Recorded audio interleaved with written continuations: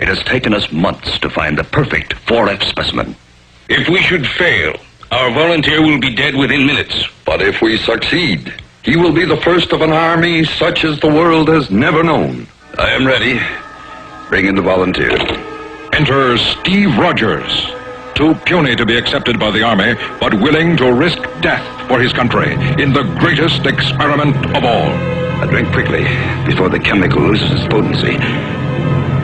Good luck, my boy. Look, he's changing right before our eyes. Everything is spinning. You must hang on. It's working. Don't give up, son. You must survive this crisis. Suddenly it is over, and America has a new champion, born in an hour of need.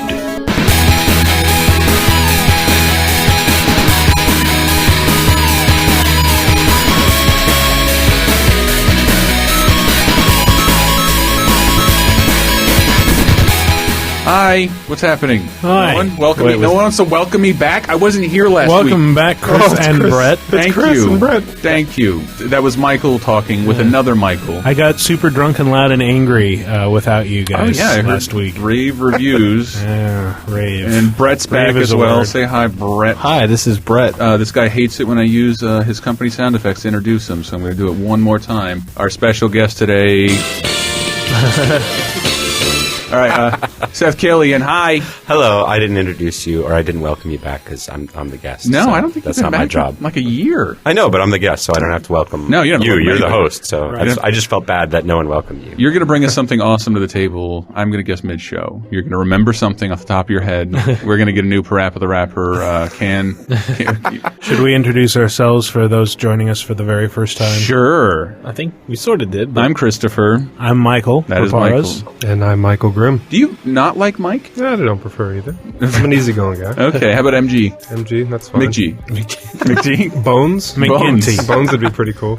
All right, and that's Brett. And And that's Seth. He works at what, Capcom? something like that. You guys have something going on this week, don't you? Yeah. Yeah? We made a game. Yeah? It's called Marvel vs. Capcom 3. I've heard a little... 3 of them? It's okay. Oh my god. I gotta get caught Some of you will know what this means. I have spent $200 on said game without actually buying the game. Already? What could I have bought? I think everybody knows already. Some All of right. us. Our expensive DLC. Yes. Yes. Exclusive DC capes for all the Capcom characters. All right. There we go. Figuring out the new soundboard. My computer was out of commission. I got a bunch of... All right. you had a dead computer and you were the most productive you've been in like several... Not productive, but we solved problems. You solved a problem, but then no, this week I have to give a rat's off to you for like Monday and Tuesday. You posted like 6 stories alone. And, 2 of them were on Sesame Street. I I'll know, but- write Sesame Street articles that'll live long, Dave. Well, sorry for noticing. That's all right. Can I at least play? Can you keep talking until I find my Sesame Street sound effect? Sure. Well, Make me really happy. I think we're going to begin as we normally do each week with the top 7. And this week, in honor of Valentine's Day, Michael, you wrote There you go. There it is. I'm good. You wrote the top 7 badass beheadings. Yes. And how did we arrive at this? Well, we were sitting around trying to think of Valentine's Day stories, and we decided those were boring. And we've done done most 5 years Yeah. of this bullshit. Exactly. We've finally done Exactly. every idea there is. It's like we did. Well, it's like best couples. We did that already. Worst couples. We did that already. Valentine's Day cards. We did it. Okay. Who was Saint Valentine? If he's a saint, he was probably martyred. How was he martyred? Probably. And he was beheaded, beaten and beheaded. And it's like, let's do an article about people who've died the way he's died in video games. And roundabout way, here we go. Here we Here Top we 7 go. badass beheadings. I got a little song. Oh, they're going to lose their Okay. Yes, you're welcome. Alice in Wonderland came in on Blu-ray. Just so you know. Just so you know. I was going to guess Alice in Wonderland. I was. Having it was. never... Yeah. That's appropriate. See? I agree. Well, let's get into number 7 because I want to talk. Seth probably has a little more information about one of these games. We're You gonna should talk have been about here that last week, man. Oh, why? What happened? Last week was the top 7 fighting game backgrounds. Was it? Not the backgrounds of the people who made it or the characters, but like the backdrops Yes. they fought in front of. Bring that beat I back. cannot believe Karate Champion didn't get it. With that hybrid of New York and Sydney, Australia. It's awesome. Number 7. Number 7 kind of dovetails very loosely with Marvel vs. Capcom 3 in that it's about Wolverine. And it's about X-Men Origins Wolverine, which is by Activision. But great game. Early on in the game, I titled this entry Bloody Rotors because there's a helicopter pilot and he gets decapitated by his own rotors. Yeah, did you get all that? That's pretty good. Oh, I don't know what that is. There it was. That's imaginative. Bad news, bub. Yeah, but We were talking about somehow. I think Henry and I were talking, and somehow Wolverine's bub became bro, and just want to like go retcon all of Marvel to change all the like find bubs to bros. I'd buy that on DLC really? for sure. Does he say this with like a pink polo shirt? With collar Please, pop? and the collar up, and sandals. Puka shell necklace. It's got adamantium sandals. Oh hell yeah! Come at me, dog. Come at me, dog. Yeah. Like you pointed out in the entry, though, I still never played this, but I've heard that it's actually remarkably I had okay a or to lot good. of fun with Remarkably okay. it. It was. You'd expect garbage. Yeah, The thing was, it's like for me, this is the definitive version of that story. Like, I don't see it as like this is a game based on a film. I see it as like the film is a crappy version of the game. Which because like the game is like 2,000 times bloodier than the movie, which had almost no blood. Yeah. If I haven't said this 1,000 times, my favorite part of that awful Wolverine movie is Stryker typing in the entire word decapitate to make Ryan Reynolds fight Hugh Jackman. It was awesome. And then you jumped back, and I swear to God, like life bars filled up. He's right in the middle of the screen. Yeah. It looked like a fucking boss battle. Beautiful. Sorry, any more Wolverine stuff? No, not really. I mean, this bit is just him. He jumps onto a helicopter off a cliff, and it's just. We had in our top 7 helicopter fights. We did, yeah. But I use this as an excuse to grab a better video of it. Why does the blood look purple in that one scene? I really don't Because understand. I played it again, and it is definitely that color in the game. But all the rest of the blood is just very dark red, like cherry soda spraying everywhere. Can I ask you guys a nerd question? What do you think about the lunge mechanic in that game? It was all right. I got to a point in the game where I had to do that to get onto another ledge. Yes. Would never happen for me. I went and looked up tutorials and I just couldn't select that guy and lunge over. That was the only way to get through the game, and I was having fun. That used to be a puzzle. They had puzzle parts of the game that were built. I had a friend that worked on it. I liked it because I felt like one of the problems in those kind of games, I'm nerding out right away. But like, I mean, it's sort of lame. Like you're beating guys up, and then you're like, all right, now I have to march through like a boring jungle scene to find another group of guys to beat up, and that sort of like took away some of the dead time, so you could like hop, and I like that. You could sort of like keep into the action. Like the same way Hulk moves around. I love the way Hulk moves around. I call it bounding because he's cute. Because he's cute. But this is a good point, again, though. A weird case of an M-rated game based off of a PG-13 movie, and a character that Marvel never really lets cut loose and just go this violent. Yeah, and then they made a game. And it's not Wolverine. It's Hugh Jackman likeness destroying people. Yeah, it's Hugh such Jackman with an exposed rib cage and organs. such a just weird fucking thing dudes up. to come together. With incredible cruelty, dressed in plain clothes. Yeah. Very weird. Yeah. All right. Number 6. Wait, what one's this? Oh, God. This is Mortal Kombat God, 2. you have to see this video. a 3-in-1 for MK. There's a lot of decapitations to choose from in Mortal Kombat. Every game has at least 6. Yeah. And so I ended up going with the one from Mortal Kombat 2 where Johnny Cage punches off his opponent's head not 1 but 3 times. Yes. And creates like 2 extra heads in the process. And the video, I guess you're going to play the audio. Oh, well- of them screaming every time. I want to tell you a little bit about how I do my more of a- job. The first one we have is from, I think that'll clearly be Baraka or the half the male cast. Right. Flawless victory. Fatality. All right, we get it, but you understand that when you're making a feature like this, it's always funnier to pull the violent act on the female character because that makes it all the naughtier. Luckily, I'm not being misogynistic for once. Just saying it's Waiting for your point. it's. No, not that one. Come on, that's Liu Kang. That's Kitna. Jesus It's Christ. Kitna. It's probably Sonya too. And Melina. And Melina. And Jade. Sonya's not in the game. This is funnier, Liu Kang. You say kidness? Yeah, I was kidding. Okay, thank you. I'm going to mispronounce a lot of things. I won't stand for That's it. a flashback to the question of the week this week, by the way. Oh, Or a flash forward. Preview. Oh. Preview, callback. What's the correct term we want to use? Forewarning. Yes, I'm precursor. guessing the question of the week is how would you scream if your head was punched off by Johnny Don't Cage? jump ahead. Blue-eyed actor from Venice, California. Yes. It's separate if your head was punched off once. There's a different sound. Oh, okay. What would you use for armor around your thighs? Don't make the same Other thighs? percentages. Other thighs. That's what I would use. Number 5. Speaking. Is that it? Is that all we have to say? This is just... It's we have Mortal more to Kombat. say I about kind of Mortal so Kombat fucking... 2? But I was like, really, Mortal Kombat? Which one would you possibly use for Mortal Kombat? And he just says, this one. Hits play, and I just laughed hysterically at the stupidity of this. Have you never seen it before? I have, but like I just figured we were going to go with like the ultimate Right. bloody, but this is just the stupidest thing. In the second game, they're already out of ideas. Yeah. And it's Punching it- funnier when you see it happen like one fatality after another in endless succession. How is that satisfying? Our reaction was the same as everyone else's. Our reaction here talking about it was the same as when you saw it. You're like, yeah, somehow that's okay.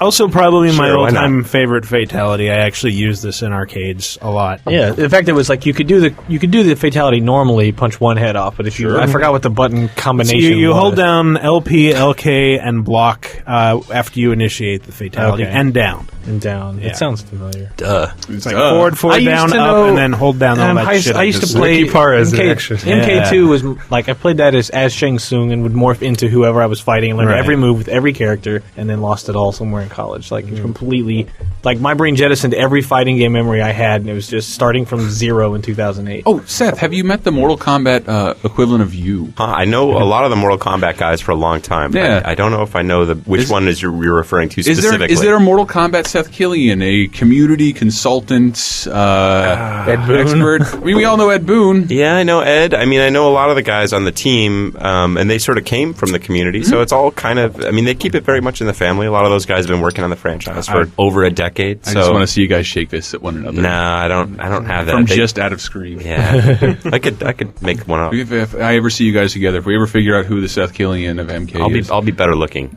either way. Number 5. Is it number 5? I've happily moved on because my mom was decapitated by John. Oh, I'm sorry. I'm Three sorry. times. 3 times. I hope it wasn't while blowing anybody. That would be even more embarrassing. So is that like a bigger problem or a smaller problem? Like it's like, can you say like, well, at least there's like extra heads so I can hang on to one, or is it just like, oh god, there's more to bury now? Yeah, that was your mom being decapitated. Yeah, Just that enough sounded left a in the lot like windpipe. that. There was more of me shrieking though as like a 6-year-old. Oh, congratulations to your mother in all seriousness. That seemed like a bad transition, but yes. Yeah, she was recently married, so there you go. And Michael spent some time Happy in ending. Ireland. Mhm. And a happy ending. Her Ah, headless that's corpse why you found got a lover. Remember, kids, love will find you. Played by Ray Park. All right, number 5, No More Heroes 2. Michael, tell me Yes. about this as I open the door and let Aaron. This is Million Gunman. He's probably the most irritating boss in the game, just because you're playing as Shinobu Jacobs, who's like Travis's ninja self-declared disciple, and she has the worst jump mechanic ever implemented. It's just like I you saw you hit doing the it for button, hours. and when the button pops up, that's when she jumps. Yep. And It's like when you let go of the jump, too. Yeah, like yeah, you're yeah. playing fucking Tony Hawk. Uh-huh. This is an action game, mister. It's miserable, but he dies in a very satisfying way. Which do you have the sound? I do. I wish it conveyed better. You want me to sound. describe it first? Yeah, I have 2 clips. Let me see what happened. This is the decapitation, I believe. Yeah. Take it. Yeah, well, she chops off his arms and his head, and then the head flies off, and she balances it on the edge of her sword. And like after he's asked her name, and so I she had that says, part. "Yeah, do you want to play When that the part?" gatekeeper to hell asks who sent you, tell him it was Shinobu Jacobs. Yes, sir. Enjoy your trip. And that last sound effect is her slashing him into a bunch of tiny And pieces. slash. She flips the head up like a Tiger Woods golf ball in that commercial and just cuts the head up itself more. Yeah. That entire scene sounded like right out of Scott Pilgrim movie. Exactly, yeah. Like the coins coming down at the end. I was going to say Parker Lewis, but Nobody that remembers reference Parker lost on Lewis. everybody. Sorry, yeah. Like, I what watched- did you mean blood? I watched then? it all, Okay. but- He Yeah. always wins. I think He that's doesn't. how it He doesn't lose. He doesn't Actually, lose. yeah, He doesn't lose. He's capable. Big difference. Trust me. All right, number 4. God, it's hot in here. Oh shit, this one. will only be special to, I think, me. Right? Really? Why you? Well, I mean, the sound effect alone. But it's Resident Evil 4, wonderful game. This should be obvious to anyone who's played it. Although I did notice a few people in the comments going like, "How do people keep getting killed by Dr. Salvador?" Is the bag-wearing, chainsaw-wielding guy. I was doing a speed run, and this happened all of a sudden. To be fair, it only happened to me once because I didn't know what would happen if I let him get close, and I found out the hard way. And it was a great enough moment. to like every other time that I heard the chainsaw or saw one of those dudes, like, oh fuck, get him away. No, it worked great. It's like having a theme music play when a bad guy shows up, like a Jason Voorhees. Only you hear a chainsaw and you're like immediate reaction. It's like that's a sign of a great game. Like the moment I hear a sound, I react. It's like that's really strong. I have some sound of it. Listen, I want you to listen very closely. I don't think you noticed this while capturing it.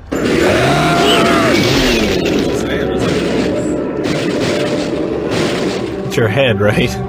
Somebody say something in there? Now you got it. Yeah, somebody saying Now something. you got it. Faps. We've been fapping a lot lately. Right. Wow. We hooked up a permanent way to hook up these microphones to the system. They were left on after Pokemon Mondays, so a couple of your videos have me commenting on your videos in the background, like very lightly. Wow, I didn't even notice that. And, that's ridiculously sloppy and unprofessional. Well, we're pointing it out. Yeah, I suppose. See? We're beating people to the scandal. I see it says Shazam. Shazam, yeah. Shazam, Michael! Is this Resident Evil 4?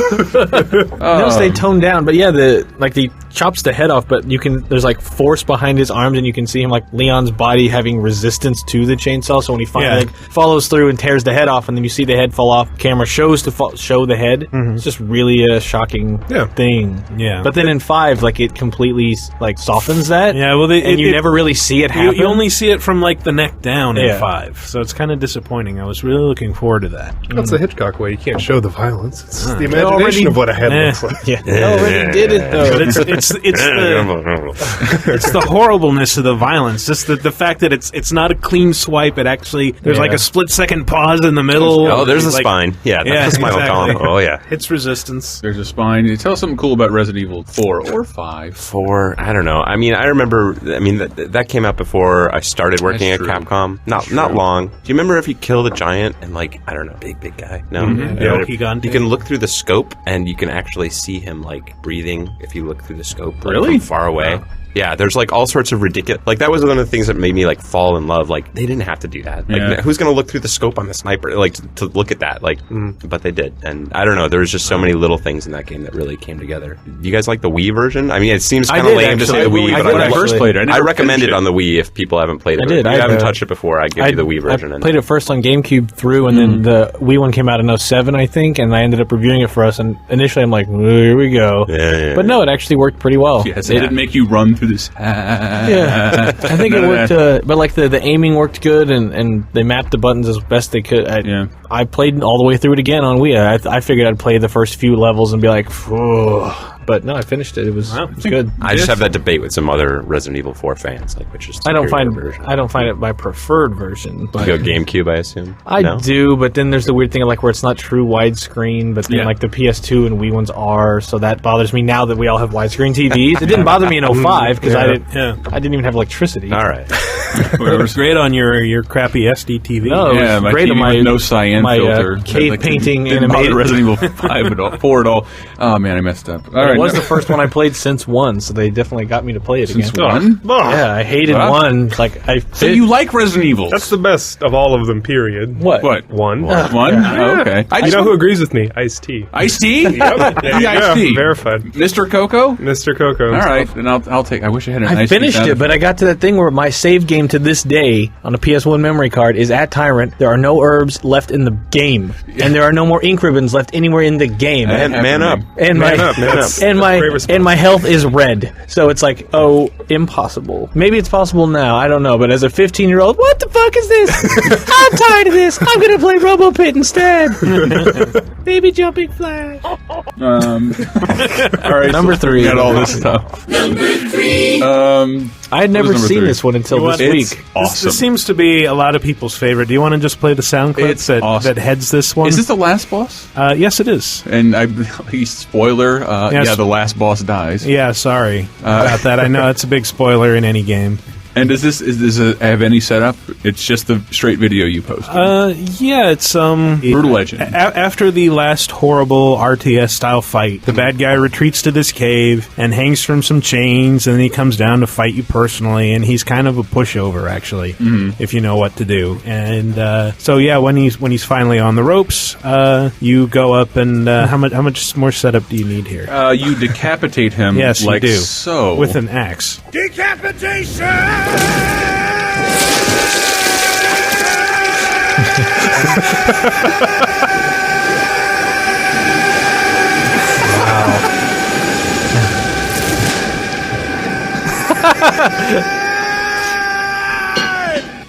Jesus. And then bless Tim he Schafer. pulls I two know. hearts out of the bad guy's chest. I have never been happy at the announcement of a Sesame Street game. That Double Fine is the people who made that sound effect are making the next Sesame Street game. All that makes me think is, hey, Jeepers, check this shit out. All right. It's even funnier on video though, because it's like he slices clean through the neck and the head just sort of stays attached, and then he starts screaming decapitation, and the head just like pops off, flies vertically straight up, Just It's rockets this- off his shoulders. Yeah, just this huge geyser of blood follows it, and it's all in slow motion. It's great. All right. What was this, number 2? Everyone's favorite scene from last year, assuming they were a God of War fan. God of War 3. Yes, Helios getting his noggin torn off. This is a this is a scenario we've gotten a lot of mileage out of. Yeah.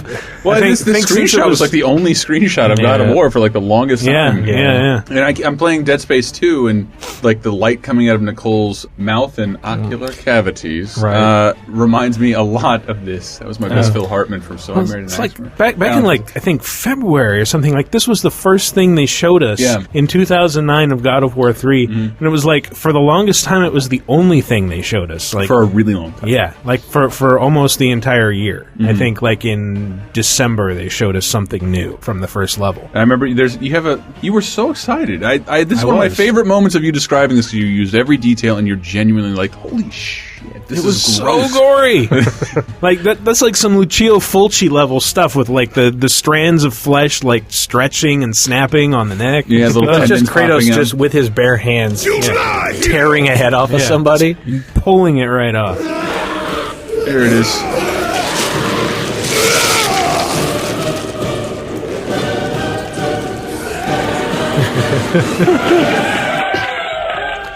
What do you think the Foleys are in that are doing in that head? Is that a bunch of celery snapping? The Foleys, what do you no. think that is? What they are, they're dressed in bubble wrap and they're rolling in kiddie pools of oatmeal. It makes the perfect. See, I would have just guessed like the celery snapping overlaid with like the sound of some pasta being stirred. Oh yeah. I was saying, I'm here pretty rarely, so I wanted to pitch a feature for you guys here. Please. I was talking to Michael about it yesterday. Now, this feature plays really well into it because of all the sound effects. Yeah. The idea is video game or gay porn is going to be the name of the feature, and it's just abstracted sound effects like this. You should wait until the next break. Oh, man. Okay, well. No, go ahead. Keep pitching. I want But more. basically, when you mentioned Dead Space 2, it's the same thing. As I was playing Dead Space 2 the other day. And when he just grunts endlessly when there's nothing there, it's like you stomping boxes to get items in this very mundane way, and he's like, and my roommate was like, what the hell are you doing in here? And I was like, I'm collecting ammunition. Yes, I think I have a sound effect of that. Yay! Oh, boy. I'm not at 100% with my sound effects. That is Big Bird from his NES debut. We're ready for number one here. Master of Wait, am I? Domain. What were we just talking about? We're talking about God of War- Helios. God of War Triple? Turn it down! How do you fit all these guys in this room? I don't know. The whole trumpet quartet. Yeah, where do you get them Looney Tunes sound effects? Thank you, Yeah. Carl Stalling. Get the fuck out, nice guys name who check. just thank you. apparated. Yes. Oh, Number this is one. wonderful. This one actually almost wasn't in at all. Yes. And then, like, a couple people kind of suggested, it's like, oh, you really need to include this. And then it's like, oh, actually, I think this one has to be number one. Yes. Because it's... I think so. It's Duke Nukem 3D. It's fulfilling a prophecy. it's the... A self-fulfilled The the end boss. The end boss of the second episode is like kind of an unremarkable monster, but at the beginning of the fight, Duke says, "I'll rip your head off and shit down your neck." And as so many of us have threatened. Yeah, and that he ripped the head off wasn't the big surprise. Right. This is a reference to Sergeant Hartman. I've never had an excuse to grab Full Metal Jacket sound effects. Jesus. You had best unfuck yourself, or I will unscrew your head and shit down your neck. I should have warned you. There's a little bit of dirty language in that soundbite. I'm sorry. Yes. But anyway, the surprising part is not that he rips off the head; it's that he shits down the neck. He does, and he does it in a completely conventional way, like he's just taking a dump on a toilet. Just pulls his pants down, sits down, pops open a newspaper, and starts whistling. I'd be afraid. Fantastic. He's whistling the Duke Nukem theme. Yeah.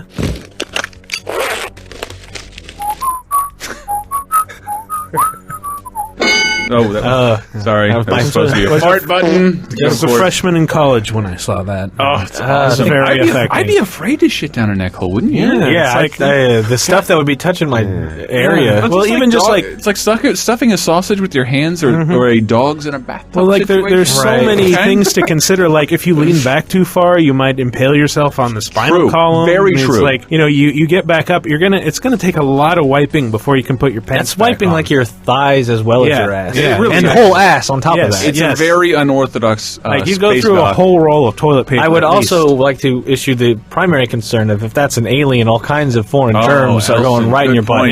You're going to be diseased and die of, which goes right to your bloodstream. Of butt pork. About like an aortal bidet. Yes, what about that? Get that. Kids, and that's why Duke is Duke, and we're just mere mortals. Kids, there are safer ways to space dock. You don't have to do that. With this, is that what the kids are calling it? Space docking? Yeah, space docking. With this, a new terrible craze that's sweeping the nation. You haven't space docked? You're married. With this, Titties. Sorry. What was that? That was the Duke Nukem Ass and Titties remix I made a couple weeks ago. Spit up. What is it? Where does it go?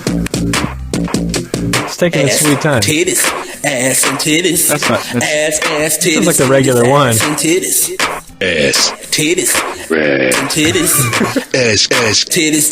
Yes. And titties. Ass. And on it goes. Wow, Seth looks embarrassed. Does that mean we're not going to get a Unity post? This sucks. Man, I can't. NSFW. But with this being number one, and then we've had a couple of Duke features in the last couple of weeks, I'm afraid it will look like we're jumping on a bandwagon or something of like Duke Nukem Forever, but it's like, no, this really was just a sense of this really is the best. Oh, boy. Well, not unless Duke Nukem Forever features a scene of neck shitting, in which case that'll be interesting. I'm really looking forward to that. What I played at PAX was like, this is like they made a game in the style of 1998, but with better graphics, and then improve the things that would be required, like a dual analog stick situation. I'm not expecting much from it, but it looks fun. So I'm looking forward. It's like the battle LA of games. What a wonderful analogy. I come in, man, this looks awesome. Expectations are at zero, and I'm ready to be blown away and be happy. It's funny that you should say it's like they made it in 1998. Well, that's when they started. They've made it since 1998. They got Prey out. Prey was all right. Sure. To be fair, I don't think this is the same game they started making in 1998. Sure. I'm sure. I don't know. They were teasing some pretty cool graphics back then. Pretty cool 4-back Silicon graphics, man, they were ahead of that Quake 2 engine. All right, where are we? What's going to That's the end of the top 7, Chris. That is the end of the top 7. What do we got in the second segment? Well, we'll kick it off with just a tiny bit more stolen soundtracks and some porn relating.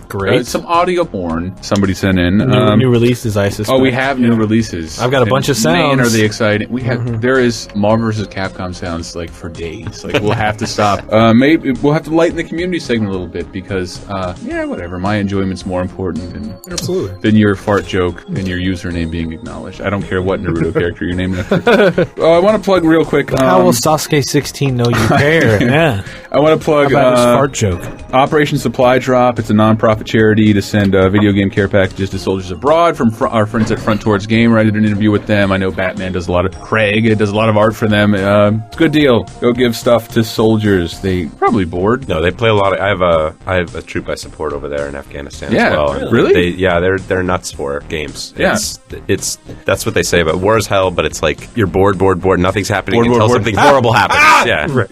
So anything you can do to keep your mind off the boredom and stay busy, they really do. They love their games. So Definitely. Doesn't need much because, in that situation, then one game goes long, long way. True. It reminds me even of like the Nintendo Power days, like when Desert Storm was happening. There were like all these soldiers were writing to Nintendo Power saying, "Thank you for the Game Boy. What would we have even done before this Game Boy? Like we can't, wasn't TV and electricity like it's just hard to maintain all that." You can't get a proxy IP. Didn't one of them like send in his Game Boy that had been like it had survived an a gunshot explosion or in a something? Humvee? It had been like completely destroyed. It's actually I saw it in New York. They have it on display in their New York store, and it still works. It still works. Like they're piping in a current to it. Like but like the damage to the unit, it's just completely ravaged. But the screen is still functional, and it's just charred in this husk of a Game Boy, but it still works.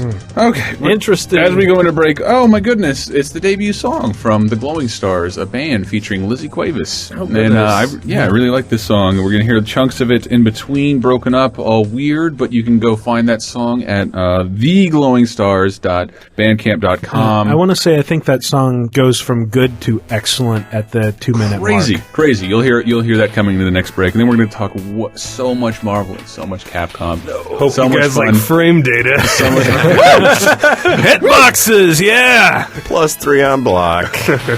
They say third time's a charm, but in our case, it do more harm. 'Cause you said no to me a second time around. And I know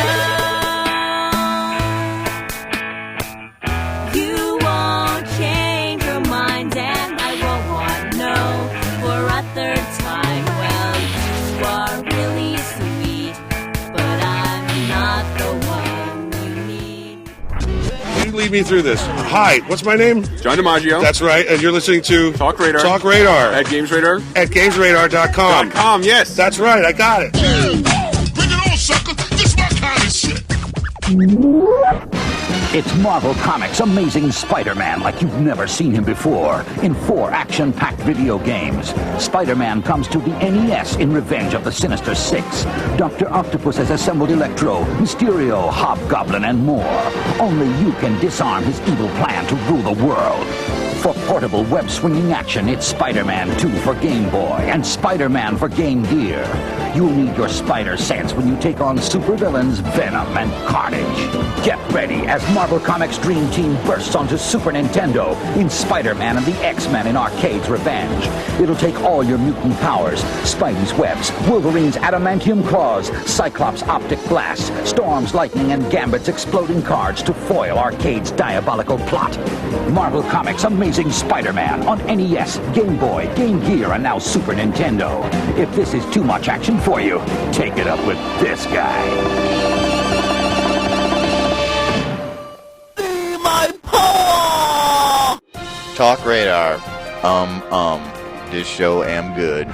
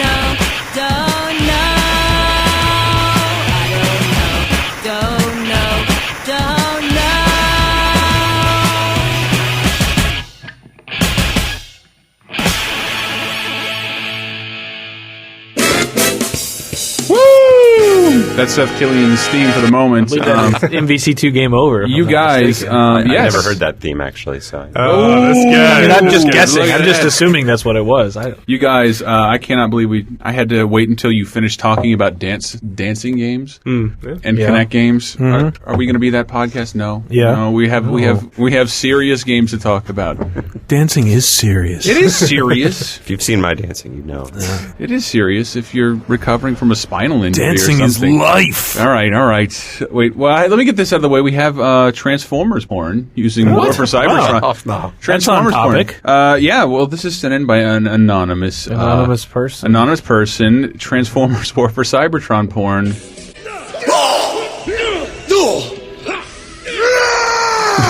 Wow, with NRG in the background? I might have edited that. Thoughts muddled. Can't think straight.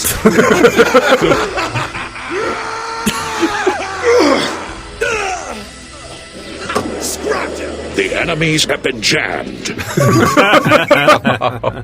Wonderful. You know, the lung capacity of a Transformer is infinite. And I don't know if Seth remembers pulling the Parappa the Rappa can thing out of his ass long ago. I'm familiar with the controversy, yes. We love doing stuff like that, like finding music that parallels game music somehow. And somebody sent this in. Shit, I should look up his name later on from a show I've never seen. I think Grimm's a big fan. You want to talk How I Met Your Mother? Yeah, it's fantastic. It's awesome. It's got that guy from Doogie Howser. Right? Yes, it's owned by GameSpot. I don't have a TV, so that's a huge accomplishment that I just actually realized what that was.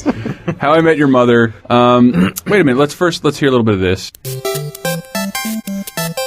Mario 2. Mario 2.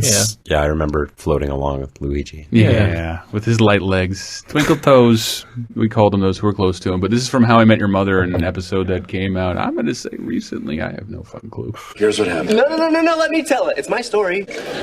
You see, young Marshall was at the zoo eating a banana. No, I wasn't eating a banana. If you're going to tell it right. Oh, you're right. The banana was on the ground. Yeah. Wow. It's pretty close. Busted. Yeah. Take that, How I Met Your Mother. Again, I don't do enough research into these to know if that's an old vaudeville chord or something. I have no idea. Like How I Stole Your Music from Nintendo. This guy. Oh, over here. Wait a minute. You guys are all dancing fans. We're going to get into new releases. True. I hope there's some Bimani songs coming up. We just talked about how much Seth likes Just Dance. Kids version. Just Dance. Just Dance. Yeah, Kids Bop version. Kids Bop version. Dance Paradise is out this week, and I couldn't be more excited. What? What is that even for? Well, I think it conveys that's the the paradise. Kinect one, isn't it? But I think I wrote something along the lines of like, if you've exhausted the potential of Dance Central and you've somehow tolerated Dance Masters, this may be a game you will buy. Yeah, Dance Paradise. That's actually on the box. It was released in Europe last year, and it got terrible reviews. Yes! It's currently averaging a 56. So 56? Oh, man. That's passing. Yeah, it's better than half. Yeah, all right? sure. That's a majority. All right, that's a D-. That's a passing grade. And also out for Kinect this week, finally, shit, I hope I have my drum roll on here. And Brunswick Bowling. Brunswick Bowling. Brunswick Bowling finally hits Kinect. That was overdue. I hate to play a bunch of inside jokes, but fuck, we did a play of the Christmas Carol, and Henry Gilbert played Tiny Tim. It was all about the true meaning of motion controls, and this is Tiny Tim's line when he receives Brunswick Bowling on Christmas. And Brunswick Bowling. They all did crappy British accents. Yes. And it's half an hour long. It used to be a beautiful thing. Fuck, we'll work too hard on that to Been a never lot have of it heard battling again. in the industry over that license. There's been a lot of Brunswick? back alley dealings. What and, about sniping. AMF? Come on, AMF? Nothing? You know, they, skills? I don't even know what AMF does. Are they the guys that do the pin clearing? That's the only Yes. time I ever see it, is the pin clearing. So Funny story. You know, AMF actually owned Harley Davidson for a point. bullshit, really? No Wow. bullshit. But There's a period. you're a motorcycle guy. I am, but yeah. Your motorcycle's back in business. Yes. I wanted to ask a Harley Davidson. Do you really have to own a used bike before you can own a new one? Is that an urban legend? That's not an urban legend. It's a good idea, though. I mean, my bike's new, and I fucked it up immediately. So, I mean, it's like, lesson learned. My dad bought a Harley new like 3 years ago, and he's just been out, like kind of rotating them in and out. Yeah? You bought a brand new, you never had one before? He bought a new one and then wrote it for a year and traded in for a different one, and then has been trying to actually sell it now for like a year and nobody wants to buy it. God, we are journalists. I know. I researched that. That story is true. Also, new releases. I'm clearly building something. Tactics Ogre? Yeah, that's happening. Let us cling together. Let us cling together. I was making a joke earlier today. Let us cling to 1996. What? Right? Stop. Oh, man. Put it down that circus. As we lead up to a game that's a sequel to a 10-year-old The incredibly misleadingly titled Gears of War Triple Pack. Yeah. Featuring Gears of War 1 and 2. And yeah, you want to explain that one to me? Because I was like, I think it has like map packs or something else. That's the 1 and 2 and some DLC. Some DLC. Pretty mean. Oh, Henry's not here to talk about Dragon Quest VI, Realms of Revelation. It's like the others, only with a different cast. Only remakier. Yeah. But it is the first time 6 officially came to the US. It was originally released like 15 years ago, or Super Nintendo, like, 90s, somewhere in there. So, I mean, it's the first time that game has been released over here. So, it's interesting in that respect. There was a story about an old woman who wrote into Nintendo Power like 15 years ago saying, like, this has to get localized soon. I may not live to see it. And then, like, somebody checked up on her and, like, she died, like, a few months before this version came out. finally came out. Yeah. I was enjoying... Sorry. I was enjoying 9, and then the rest of the year happened, so... Yeah. I didn't get to get anywhere in it. I said what happened to him. I was actually loving 9, and I was on a plane, and I was playing a lot, and I fell asleep, and my DS went dead, and I lost hours of progress. I'm like, I'll never again. Sorry, I'll give that a buzzer. Oh, Neptunia. Hybrid Dimension Neptunia. We did a FAP of that. Seth, I know you're a big fan of our FAPs.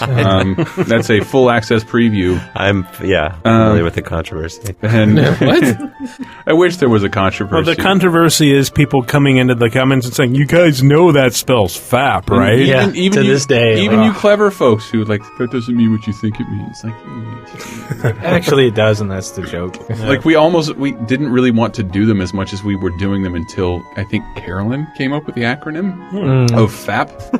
We needed something to call them. We just didn't know what to call them. Yes. And then it was like, what should we email out? What should we do? And like Carolyn, like the second thing, why don't you call it a FAP? It's a full access review. Or what? a full access like playthrough. how'd you pull that out? What? Thanks, Carolyn. And it's like done. No further. Quite possibly never FAP in her life. Of course, she's a girl. That's what I'm saying. Fuck all you guys. By definition, it is. Fine, don't stand with me. But Hyper Dimension Neptunia was one that Carolyn was playing. It's averaging a 60, which I feel is probably fair. It's really weird. What is this? I have to say, I don't even know. It's what a this game JRPG. is. It's from NIS America, so it's a JRPG, but it's set in a world called Game Industry, starring 4 factions. That's like one is cast out, Neptunia. Yeah, Neptunia is cast out, which is an allegory for the whole thing. Is just a giant video game referencing mania, where trying to be the biggest, baddest goddess, and there's a green one, a black one, and a light blue one. Yep. All representing Wii. No, and they're all named like PlayStania, Xboxono, and Wii Town or something. Subtle. Like it's clear, like, and they make all these references to games where like they say something about what's the deal with those road pugilists over there beating up a car?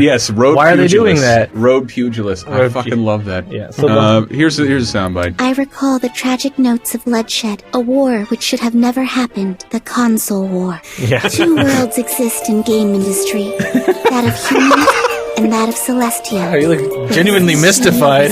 So confused. How do I not know this game is out? Like, and why am I not playing it? Like that's self-referential stuff from the Japanese. You're probably a character in it. Sometimes danger zone. Well, this way I believe it's like if you have a high tolerance for like every JRPG trope that everyone hates, then you'll probably be okay with this game because all the references are really cute and funny, and it's a neat idea. But it's one of those games that just takes forever to do anything. The menus are clunky, the battles are slow. Lots of slow panning. Lots of just. Unfuck your. I can't believe they licensed that sound. They play in that Arlie game. Ermy is not an easy guy to get to in Japan. Unless he's over there fighting.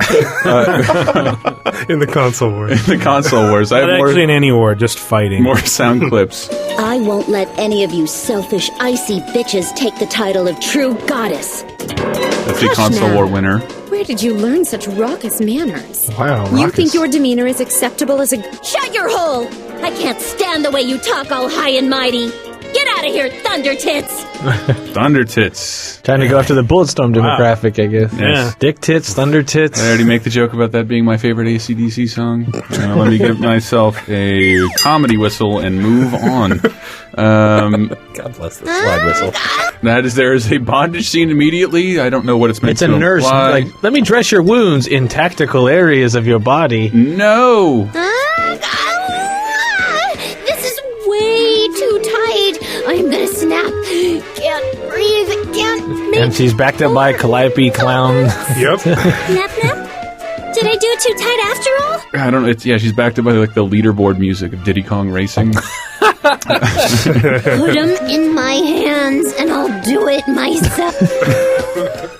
So it's also going for a Moe Artanelico kind of thing as well. Oh, you think? Yeah, a little bit. Wait, there's one more new release I see here. Oh, Marvel vs. Capcom. Anyway, Marvel vs. Capcom 3. Moving on. The Fate of Several Worlds. No, we're all really Wait, excited no, one about more came out before we go to that. Oh, Jesus. Hardcore Uprising came Oh, out this yeah, week. Hardcore Uprising did come out. Which Michael reviewed. I did for OXM. Not for us. Matt Keese reviewed it for us. Yes. But in 1 minute or less, tell us about Hardcore Uprising.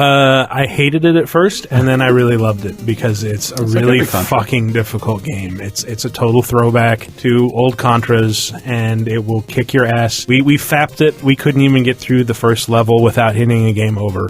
Yes. So, if you get it, just be prepared. You have to have a lot of patience for repeating the same areas over and over again until you get really good at them. Memorize what's going to happen, basically. Now, as a Super Meat Boy aficionado, I must say that now you've piqued my interest. So It really is that kind of like, well, guess I'll die here 36 times and continue. Yeah, there's only like 8 or 9 stages, but they're super long and super hard. Yeah. Like the first stage alone goes on for fucking ever. Yeah, like but 3 bosses. But it's also really four bosses in the very first stage. very pretty though, because it's a 2D Contra game, even though they don't call it Contra, but it even has the jingle in it of all things. And the first thing is a wall boss too. Yeah, Just it's a wall boss.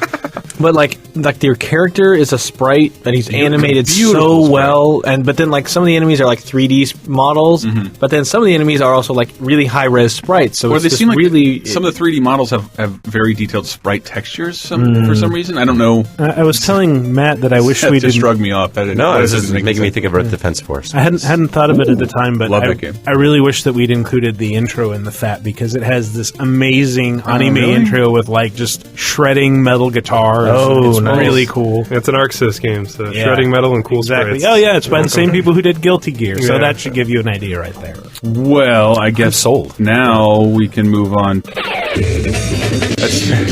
It's the wrong one, but that's another Capcom game somewhere. Marvel vs. Capcom 3, Fate of Two Worlds. Right now, I've had more experience with your party than I have the game. Which I said this, I think, even on another on the Ad Gamer podcast. I've never seen the cops called to a industry party once, let alone 3 times. I think that's actually pretty standard affair for Capcom party. And I'm not even fronting. Like, No, I mean that's just true. We get the cops or fire marshal. Even at Comic-Con, they call cops on us. Trying to we're in the whatever. We're I in was trying to Comic-Con, tell people call I cops. wasn't trying to be snooty. I mean, we're journalists. We show up from work and we go to an event, and it was like the only place where like we had a line, and it was very difficult to move around, and it was absolutely insane. I had never seen a party like that before. I'm not saying it was fun, Grim. So you don't have to be sad for missing it. Because they were live streaming it. You could have lived it with us. That's true. Out of a Ghostface was there. I think I still have a gift bag to give away. We have some stuff for you guys to give away as well. Shot glasses. Yeah. Woo! Yeah, the shot glasses were badass. Oh, yeah. I got home and like a squee of glee. An Arthur shot glass? Okay. I'm just trying to explain to Carol. But I mean, this is so neat. It really did emphasize like how I think no gamers live in San Francisco sometimes because I don't see them anywhere, and we have no arcades, and the midnight launch lines are a little like poorly attended. But this is my neighborhood. Yeah, I live next to that venue, and like there were people lined up around the block. We had at capacity, and they just sat there. Like 200 people just sat there trying to play MVC3. The first several people, because we did the launch party video interview that Lizzie shot, and everyone that I interviewed that wasn't a cosplayer said they were from San Francisco. So I mean, like they all turned out. And like I don't even think she used it, but there was for B-roll we were going to go through the line and like get people excited. So I'm playing fucking hype man, lying that they're about to get in. You're about to get in. What do you say? Woo! And then I lost my voice. The line was so long by the end. Yes, what's coming? Seth Gilligan.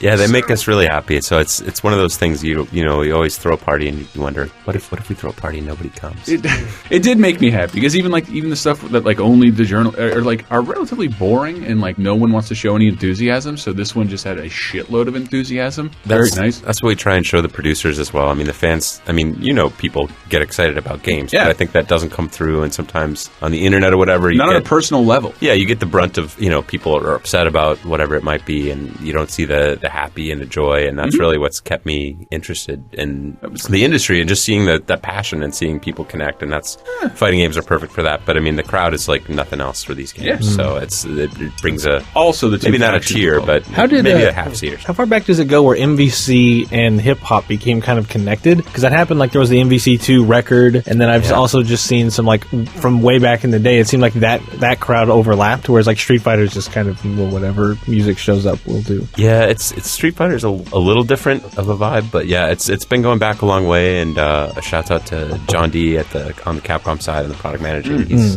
good friends with some of the guys in Hieroglyphics, and wow, we've been able to. That's right, because they hadn't played for a while or something. No, we've been bringing them out and Qbert and worked with those guys a lot on MVC2. And I mean that's what's funny is a lot of the hip hop crowd are big gamers, and especially Marvel gamers, and that's been a lot of the crowd that's really kept the Marvel scene hot for so long, and it's been incredible. And I was reading something about that because a long time ago, back when touring bands were going around, they'd bring bootleg tapes of like sketch comedy shows, and now when I've read some article like, well, now it's just fighting. You have a bus full of people forever. You just bring a fighting game, and that'll completely endear musicians to that forever and ever. The list of people that love those games is like there's so many crazy celebrities and sportos. I don't know where that came from. Major athletes in the NFL and NBA and whatever are all playing fighting games. Joseph Gordon-Levitt, like he went on Jimmy Kimmel, and his anecdote was about a Street Fighter machine. That was one of my favorite things because in like 2 seconds, and Jimmy Kimmel made some snarky remark, and he lit him up. He was like, "Oh yeah, no, you don't understand. Exactly, you don't even get it." And I was like, "This guy he's my boy now." I'm so I like as far as MVC3 goes, it's the Marvel vs. Capcom franchise. It's something I always wanted when I was a kid. After MVC2, it's something I always wanted as an adult, but I didn't believe would happen. So I'm so committed to like getting into this. What I bought the Tournament Edition stick, even though I suck at the game and I haven't been able to get it. Well, because you guys are all good. You're all on the ground floor to Street Fighter 4. I can't start playing you guys with any kind of satisfaction. So I thought maybe if I get in here, the nice stick, I can start playing, because I want to get back to that. And I really liked what Nelson said. Like, I love multiplayer games, but I don't want to jump into a frustrating. I'm really fucking tired of FPSs, like just period. Yeah. But just like, I go home and I play like a match or two, and it's like 10 minutes at the most. Yeah. I think and it's a nice draw for MVC3. I think though is that there's that huge Capcom contingency that wants to play this game, and I don't think they're all diehard fighting fans. It's like they're going to come into this game, so I think there's a lot of new people that this game's going to draw in.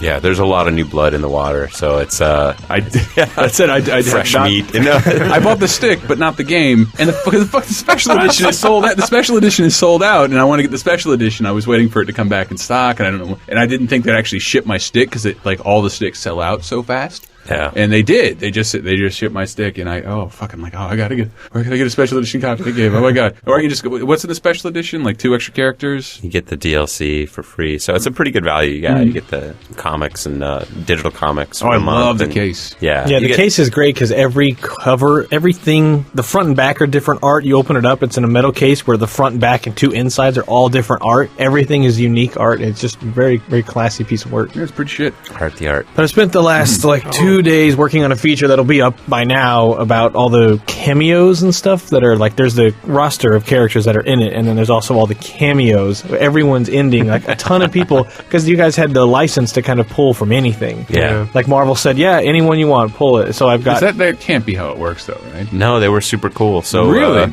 We hired Frank Thierry, did some amazing work on Punisher. He's done a lot of stuff. So you guys probably know Frank's work. Marvel really trusts him, and they gave him really carte blanche to pull from obviously Capcom universe and Marvel universe as well. So even people that aren't in the game will show up in the end. Yeah, no, it's great. Like I've got a bunch of screens of like Hulk like choking Nemesis from Resident Evil, and Ryu getting ready to fight Iron Fist, and Dante talking to Ghost Rider. It's just so weird. That's almost kind of surprising that would happen after the Disney transition, because you kind of imagine like if a corporation the size of Disney's involved, that like that whole transaction would just involve a bunch of corporate lawyers going like, oh, you want Fin Fang Foom? Well, he's extra. Yeah. He's $2 million extra. Sure. One, probably the Disney people didn't have anything to do with that early on, but what they were desperate for with Marvel and willing to pay that much is that they have no young male audience. Watching how they deal with the Muppets and like, no, these things have their fans. We're going to let the Henson people decide what to do with it. I imagine it'd be pretty easy. And it also would be pretty easy for some DLC characters, some 3D renders of Chippendale's Rescue Rangers. I'm just saying, like, you guys have the assets. Like all the companies involved are working together. Exactly. Caning on your head. I wanted to do it. Yes, I wanted to do a little article just because, like, seeing like I saw it just in the corner. Marvel BB. That'd be Buena Vista. Yes. And I got really excited because that pops up every night when I go home and I get drunk and I act like a child and watch Donald Duck cartoons. Buena Vista.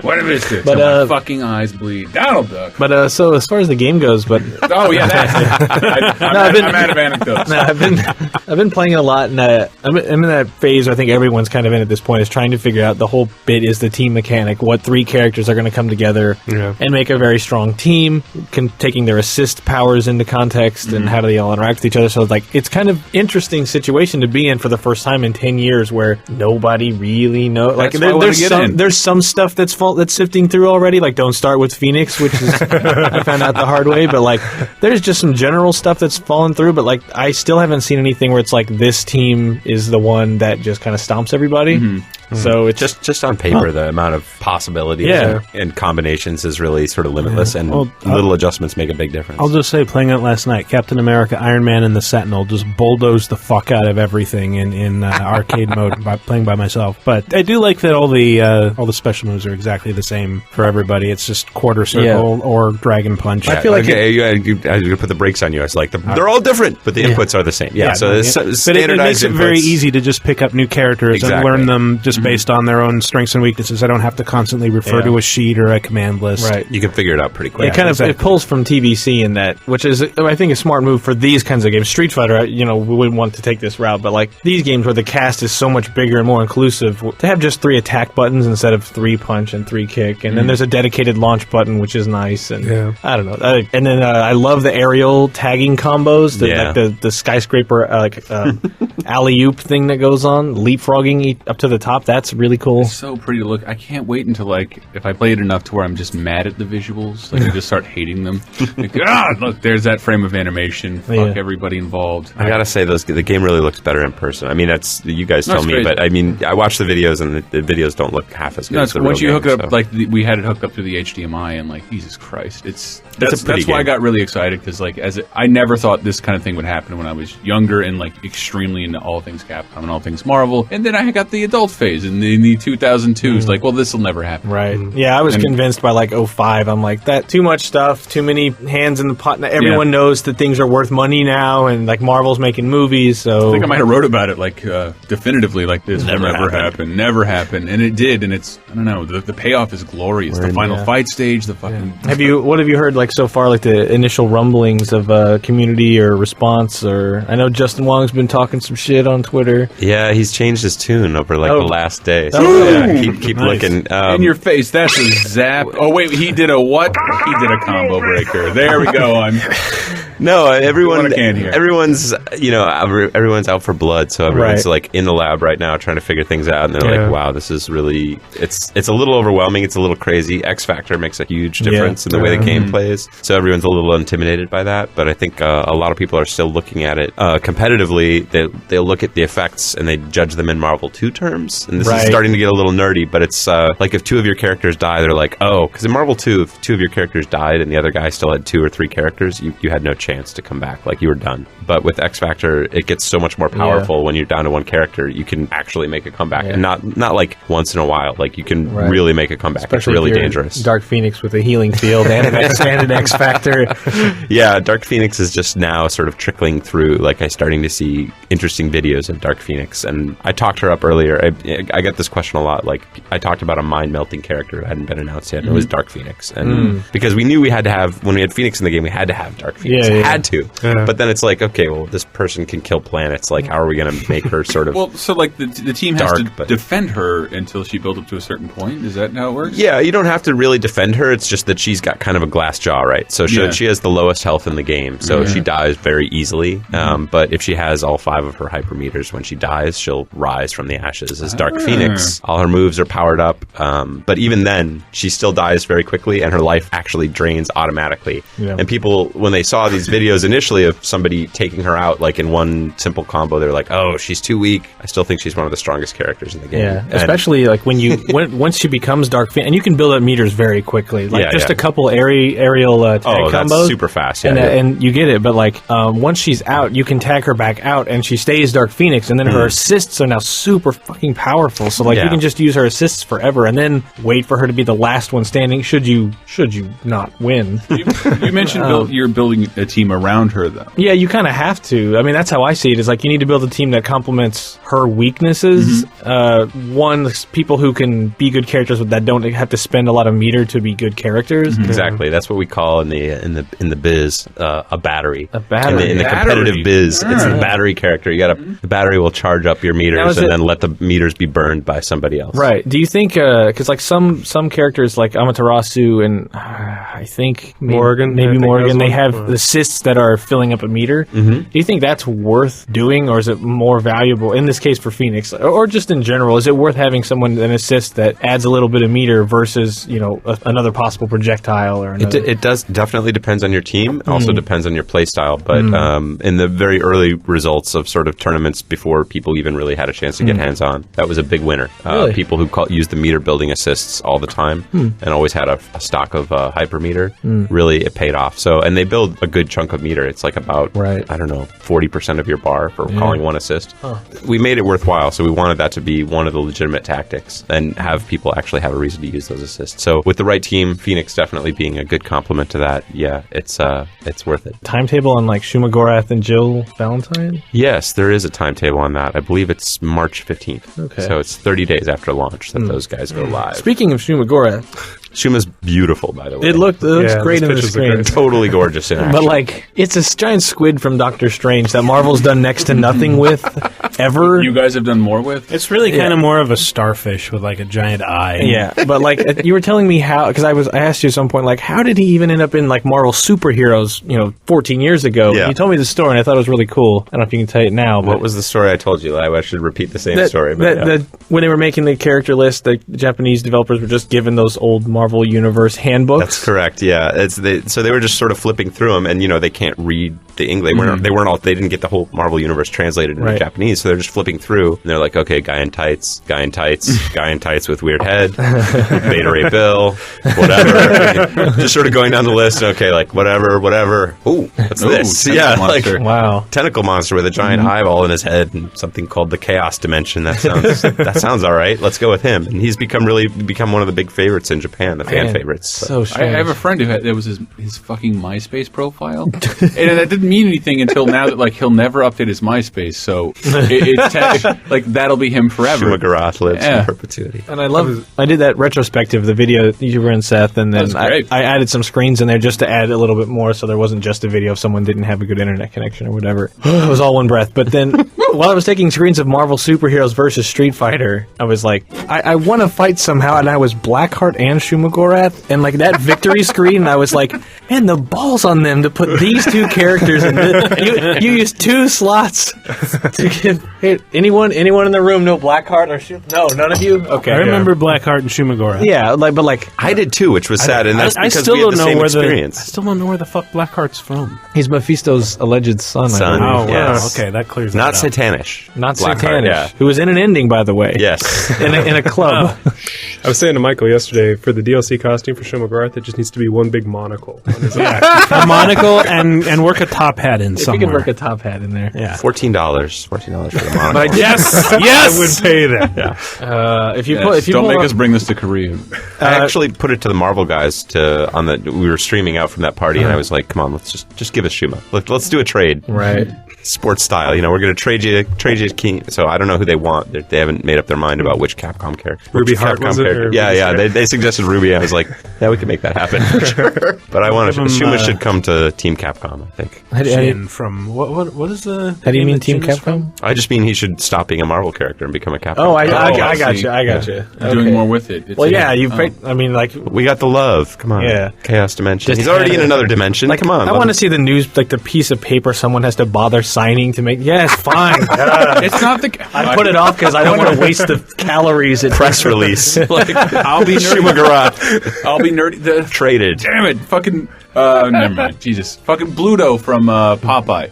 Right. He's in one comic, and they made a cartoon off the comic, and they're like, well, he's going to be our main bad guy. So, eventually the court ruled, you're doing more with him than the comic ever did. Bluto is your character. And that's why we're remember how he was called Brutus? Yeah. That was because he Paramount owned him, and Bluto, Paramount owned Bluto, but the comic company that made those awful cartoons where Popeye says everything by opening his mouth, gross. So welcome new Marvel character Goma Shorat. Yeah. That's what we'll do. Just knock him off. Yeah, that's why they keep rebooting fucking comic book movies, because if you're not using it, it can be taken away from you. So is there any digging back, any old Capcom character you hope is part of the new that doesn't in some way accidentally confirm or not confirm? Yeah, this is dangerous territory for me because I'm still pushing for a few that are still possible. That could possibly somehow make their way into There's got to something. be a long shot that you want in there that from your perspective you could never even bother to put in a proposal. See, but that's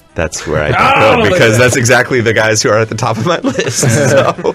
I would like a Dark. Yeah, maybe Scrooge McDuck would be up there. Yes. Wow, that'd be so great. if he's just an HD sprite, Little Nemo or something like that. Yeah. I like to think this is Strider, some hear you. Parliament-style argument. Everyone's wearing wigs, filibustering. No. You're out of order. I think we're all forgetting Breath of Fire. I changed my Twitter profile to Rom. Wow. Yeah. Space Knight? Yes, I would like I'm to. the Space Knight. I remember that I guy. think Rom would be a perfect fit. I think in the Rom is NBC. DC. No, he's Marvel. He's Really? Marvel. Wow. You know who I bet we could get would be the Noid. We did a Noid game. Capcom did Yeah, do a Mega Noid Man game. 5 so engine or something. we could bring back the Noid. Domino's probably give them to us for Oh my goodness, $5. I'd take that. You could fight the Little Caesars guy. Oh, that. and they'll probably give them to you in 30 minutes or less. If we're gonna go And we're out. If we're gonna go that route, I believe you guys also made a California raisins. It made it never. Oh. Yeah. No, Do I some actually- California raisins. I had a promotional poster that I gave to my buddy. Who Why are you was gonna let Mugen beat you to this shit? Shin, that how it's Shin Tom pronounced? Hanks. Okay, you know that classic Capcom poster of that guy with the mullet giving a thumbs up and his feet up. We looked for that guy. It was one of the first things I did when I started at Capcom because I was like, we gotta bring that guy back. We gotta get him in here. Where can I get that DuckTales poster? It's just a huge purple border. Oh, yeah. It's on the wall, hung sideways It's the box because it was the art. I know, it 80s was and we were all in zany. asymmetrical houses. I lived in an A-frame house, upside down A-frame house. We did. The coolest Covered kid. in neon triangles. Oh man, it was so hard doing anything in that house. I literally tried to hire that guy again, but Really? we could not find him. I finally contacted the ad agency that hired him initially, and they did not have the documentation. So you had to go all the way back there. I went. I probably spent more time than you would care to know, trying to bring that guy back because he was radical. My grandmother was he either the best. a model back in the 40s or a prostitute, and before she died, Maybe she knows. One or the other. Before she dies, I want to figure out where she was a model, and I keep meaning to do it. Find the Sears catalog or Find whatever. the catalog. She was like the Miss Peanut lady, and I don't know, fucking 1811. Maybe she was the legs on the Planter's Peanut or whatever. Yes, Grandma Tista for Milton Seltzer water. she's what do you call that? Butter legs. You said everything butter legs. Or what? No, that doesn't make sense. Close. Someone Put it called back my on her buddy on legs? Yeah, put it back on Xbox her Live. legs. I don't think I could. Yeah, we were playing Marvel, and he called him a. Can I say this? Called him Please. a butter dick. A butter dick. Sentinel spamming butter dick. Everything. Somehow it had impact. You get all the Xbox Live hate She's mail, really of hot. course. Everything butter dick? Yeah. Right. That's a very specific taste. It's a definite problem. Shoutouts to Wes. So I went and grabbed a bunch of sound effects because part of the other thing I really loved about this, aside from the gameplay and the backgrounds and the references, is how much detail there is in the audio, like, and even the text. And the text won't come through here, so I took some screens for the article, which is up now. But the characters interact with each other, like they'll say each other's names, they'll make specific taunts and references, and not all of them do it, so it's kind of impossible for me to catalog all of them, short of playing every possible combination of characters, which is 3 people on a team. And I believe you're actually doing. I know you'll do it. I know you. No, I'm giving up at this point. This took all 2 days plus whatever of tomorrow to get it done, but rather enjoyed things like like this is when Captain America is the leader of a team facing Iron Man on another team, so it's Cap and Iron Man facing each other. You think I'm going down to some pampered punk like you? This armor knows your next move before you do, Steve. So they call it. There's actually an achievement if you guys fight those. Yeah, you battle you each other. settle the Civil War. But even the achievement. Bullshit, really? That's the thing about those achievements is you actually have to know something about comic books. Yeah. I'm reading those. I'm like, what? And this is Spider. Our job is done. Yes. No, I'm going through those. That one's the House of M reference. But this is Spider-Man when he beats Albert Wesker from Resident Evil. You've got great power, Albert, but you're not very responsible with it. I don't know. I think that's really cool. Deadpool. Well, this is Deadpool when he wins, and because he always breaks the fourth wall and everything. Hey, I freaking love Street Fighter. So he goes that one. Pineapple. Wait. Hey, I freaking. That was that. His taunt button. Taunt button. But then also he actually yells Shoryuken. Shoryuken. A reference from the pan. He actually yelled Shoryuken in the comics. In a comic, yeah. Wow. And then Kitty Pryde, I believe, was on the receiving end. Iron Man, if he's facing off against any female character. So, you doing anything after this? Including Tron Bonne, who I believe is 14. Which is sick and wrong, yeah. I'm a robot. I'm 2 feet tall and a giant robot. Just saying. And then what's weird is Chris Redfield fighting Super Skrull. Chris doesn't say anything to Skrull, but then Skrull is very specific back. You should stick to fighting zombies. Wow. Why he does that. He's done his research. And then I'm not actually sure. It's Wolverine. Oh, this is Wolverine talking to Hulk. And this is very. I mean, if you know the comics, and Wolverine's first appearance was in a Hulk comic. This time we ain't ending in a draw. Hulk, break your claws this time. They reference their first meeting where they always have to fight to a standstill. And then Deadpool should reference just like, remember issue 134? remember 180 and 181? we actually went above and beyond with Deadpool, and Marvel was super cool about this. So yeah, is that the reason why you included all the Deadpool books in the gift bags? Yes, so we love our Deadpool, but one of my favorite quotes in the game is if Deadpool beats Magneto, he'll yell, "I just beat Mag freaking Nito. Where's your curly mustache?" Oh, really? Which is super right. So that's going to confuse everybody because that's not a reference to the comics. It's actually a reference to a Marvel vs. Capcom 2 player. Yeah. So this is a famous player who is very strong, who developed a lot of weird. He would commentate on the matches and use a lot of weird shorthand. Curly mustache is a reference to the guy in the Pringles can. Which means beating you is like eating Pringles. It's easy. It's free. Once you and pop, you can't Deadpool stop. actually says that. Yeah. Wow. And crazy. which is super insider, and Marvel was just super cool with it. Wow, and, that's impressive. Yeah, so I mean, it goes deep on the comics, goes deep on the Marvel 2 when he's supposed player to be being history. played by Ryan Reynolds. I thought I grabbed one of Deadpool when he turns to the screen after he wins. I didn't grab it. I grabbed the video, but I didn't put the audio in. But he's like, "You were recording that, right? Like, please tell me you were recording. You weren't recording that." Play one of the songs in the background somewhere as one of the breaks. But like, even the characters have their own themes because like 2, it was just that smooth jazz or whatever. But like.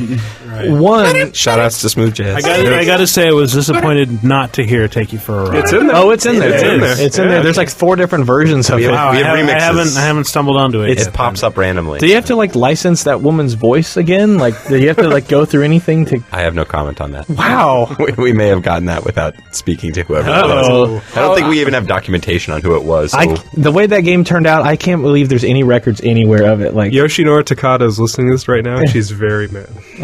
Was that who it was? Boy, I was like, Japanese maybe. name. You really could have. But like Nathan Spencer, Bionic Commando. It's the Bionic Commando theme, if you know it. And then we'll probably use this a little later somewhere else in the show, but... Wow, yes. Arthur's music. More wailing guitars and Arthur. I love Arthur so much in this game. He's just fantastic. You used Arthur a lot, right? You still using him? I mean, I don't even care if he's garbage. He's just so great. I know he's all range and stuff, and he's super slow, but man, his voice clips are great. His design's perfect. The way he jumps gets me every time. Like, it's perfect. Yeah, the everything stage about is it. fun when he waves and grabs his key. The stage is great. If you can prolong the battle long enough, you can actually see a boss. Yeah, at the very end. It's like his huzzah. And it's just better. All right, hook it back. You guys should do an alternate Maximo skin for him. I know. We've heard requests from that, actually. Oh, wow. People are nuts for it. That's a good idea. People remember Maximo. That's a great game. Maximo is good. Yeah. No, that's why I was glad. But all right, so apparently you Produced guys in the US. know your Marvel vs. Capcom. Is this what I'm hearing? Yes. Is this what I'm hearing? Are you? I would say my lifetime of bullshit has prepared me for this one game. Yes. Are you ready for the ultra fat quiz down? Yes. Oh, okay. I'm prepared to fail. Everybody's playing. There will be a All point right. tally. Each question is worth a different amount of points depending on how I feel. Okay. And how nice you are to me. All right. Sounds great, sir. We'll start it off with a little easy. All this involves Marvel vs. Capcom. It's either guessing characters. It's going to start real and then get stupid and be completely disrespectful to the properties involved. But I would like to add fucking Nyx. Yes. Wow, nice. What was that? See, it's a little Marvel 2 lore. From, All right. I'm just saying, that's how prepared I am. For Mr. shit. Michael Yipes. All right. Who published Wow. the first Marvel game? You LJN. can't say that's everything you don't want. Ooh, Michael. No, good guess though. Wait, Atari. who did he guess? Ooh, LJN. No.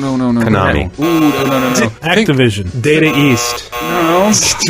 Anybody else? I can keep doing this. I only know there's like a Spider-Man game for 2600, but I don't remember who. did Working it. Designs. Elson, go with that. Go with that. Height. Who published games? Who published Tron? I don't know. Well, it was Milton Bradley, but that's not the answer. So I'll give myself one of these. But it was Parker Brothers. Parker Brothers. Who now that you say that, it rings a bell. Who owns Parker Brothers now? Do you know? Two companies own all Sure, of Chinese it. MMO. Yeah. I'm just going to guess Hasbro. Hasbro owns like most board game companies. They also Hasbro. Hasbro. Cool story, Hasbro. Hasbub went out of business. Please, that's what I was trying to get. I'm like, Bob, bro, God, I gotta think of something. Please let that be your first comment on the review of the next movie. Come at me, Hasbro. Cool story, Hasbro. All right. What was the first Marvel game developed by Capcom? I'm out of this one. This is on you gentlemen. All right.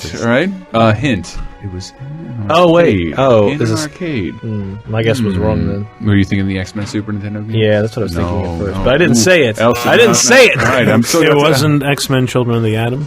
Ooh, I'm gonna have to dock both of you hypothetical points. Too late. You said it's arcade, though. I did. It's not our X-Men in Arcade's Revenge, Ooh, no. It is Punisher.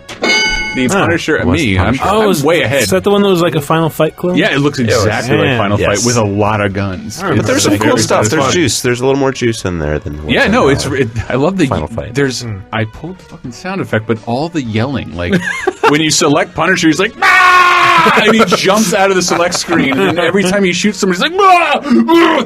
Everybody's looking at me like a nuts, but there's a lot of yelling. That alone sounds like it's worth hearing. Well, if you can find it, I'll try. All right, now we're going to move into the different portion of our quiz. I'm going to need you guys to guess the characters. Marvel Capcom characters. I'm at least going to start with characters that are in the game. All right, you ready?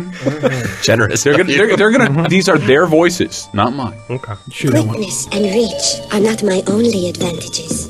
That would be Shenko. Ooh, what? No? No? Wait, was that? I couldn't tell if that was a serious answer. No, Michael, no. Anybody else want to take a stab before I play the next clip of the same question? Do you want me to just win this? Just let me know when you want to hit the win button. All right. Go ahead, Seth. Chun-Li. It is Chun-Li. Do you know what I'm doing? Do you know what I'm playing from? I know you're playing from the sound effect menu. No, Is it like available at the end of? I have a bunch of other clips from this. They're awesome. They're astounding. Wait, where is this from? My improved whirlwind kick enables me to charge in the air and begin win my kick when bouncing off the wall. Now my higher whirlwind kick will foil the traps and snares set by my foes. What is my this? fireball will keep enemies off balance, and my lightning kick will send many an arch Wow. to Seriously, the From the mind of the Capcom marketing department. Is absolutely beautiful. Seth, if you're not, I'm going to go comment in there. I can't believe that Seth Killian, the guy with the backwards Vega hat, hosting all of these videos. Was this later remixed by the Immortals into a techno song? Here's just a clip. I will play a couple more things from the video later, but I did get them from this video. Found somebody. Eric Suzuki is a Street Fighter specialist here at Capcom. He's got a special Ryu combo for us. What's it called, Eric? It's called Rouge Triple Hit Dragon Punch, Danny. Here, cut to a game screen and I'll talk you through it. You got it. Sweet. Yeah! It's the guy. Does he still work there? I tried Suzuki. Yes, he's done. We don't talk about him now. No, I mean the stupid white kid in the hat. That's the guy. I tried to find that guy as well. Really? The guy in the training video? Yeah, where they're in the arcade. No record. They just disappear. There's like thousands of YouTube videos. He did an 8-minute introduction video for Championship Edition. Yes. Turbo for SNES. It was extreme. He does them all, and they're all Gucci hysterical. the fighting dog. You would not believe the stuff we do not have records of at Capcom. That's amazing. Like 2004. Right. Who is this character? It's been deleted from the hard drive. This playable character in Marvel vs. Capcom 3. If I follow the flute, I may not need my homing dick. Yow! What? Talk about hotly. All right, you need to hear it again? May not need my homing dick. Yow! Talk about hotly. Anybody? Well, that sounds really old, so I'm guessing It it's is something really from old. the Marvel side. Uh-oh, Michael's on the right track right now. He's got the upper hand in all of you right now. Hound dog. Who has a homing dick? Uh-oh. Homing dick. Yeah! I got my guess queued up, but All right, I'm going to play the second clip. yeah. It's too quiet. My spider sense tells me. Wow. Oh, it's crumbling. A little too obvious there. Is this the 60s cartoon? It is the 60s cartoon. Yes. There's some great screen caps from that I see floating around. There's like him sitting in like this big like couch, just like with his hand up. Like. There's one. The lead and only animator is like Jack Kirby and whoever does Clutch Cargo.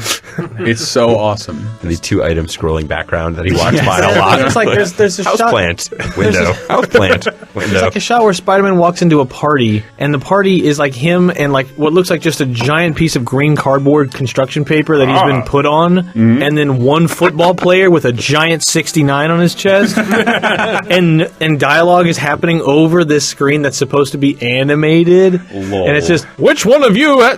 Yes. The next character. Who can guess the next character? This is no time for false modesty.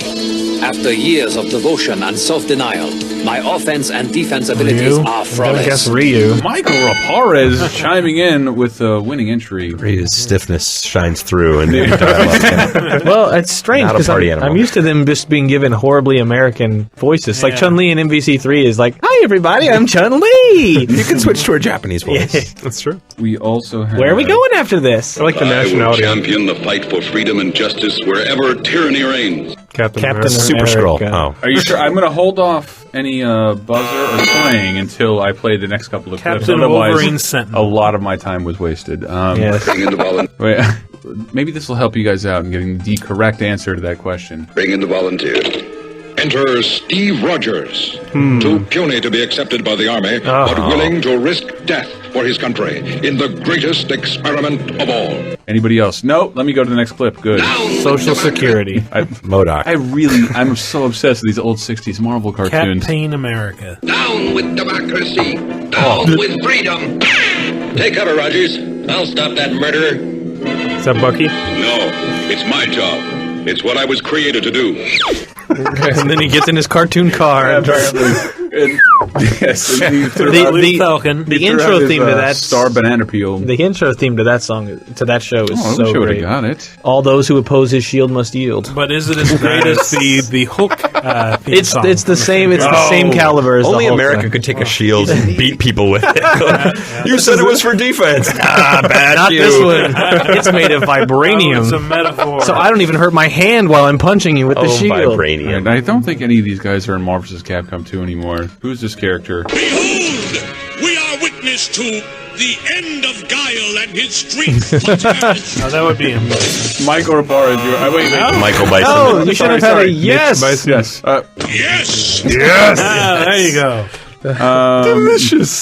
Delicious. God, could you find that guy, the voice actor? We got a shout out. Guile, of course, did not make the cut in Marvel vs. Capcom 3, but a little trying to tie in the musical, brain dump here. Guile may actually be based on or named after the Jay Giles Band. Bullshit! Really? My baby was Angel and Centerfold? Angel was a Freeze centerfold. Frame? My Angel was a centerfold and freeze frame. Yes, whose drummer was named Seth. Also, I remember that. Oh my goodness! It was the first other Seth I encountered in the world. Wow. Reading the back of the Jay Giles. So are the people, like the developers, just fans of Jay Giles' band? It's a super confusing story that I don't think I could piece together in the time we have remaining, but you can research it on the internet yourself. Jay Giles and Guile.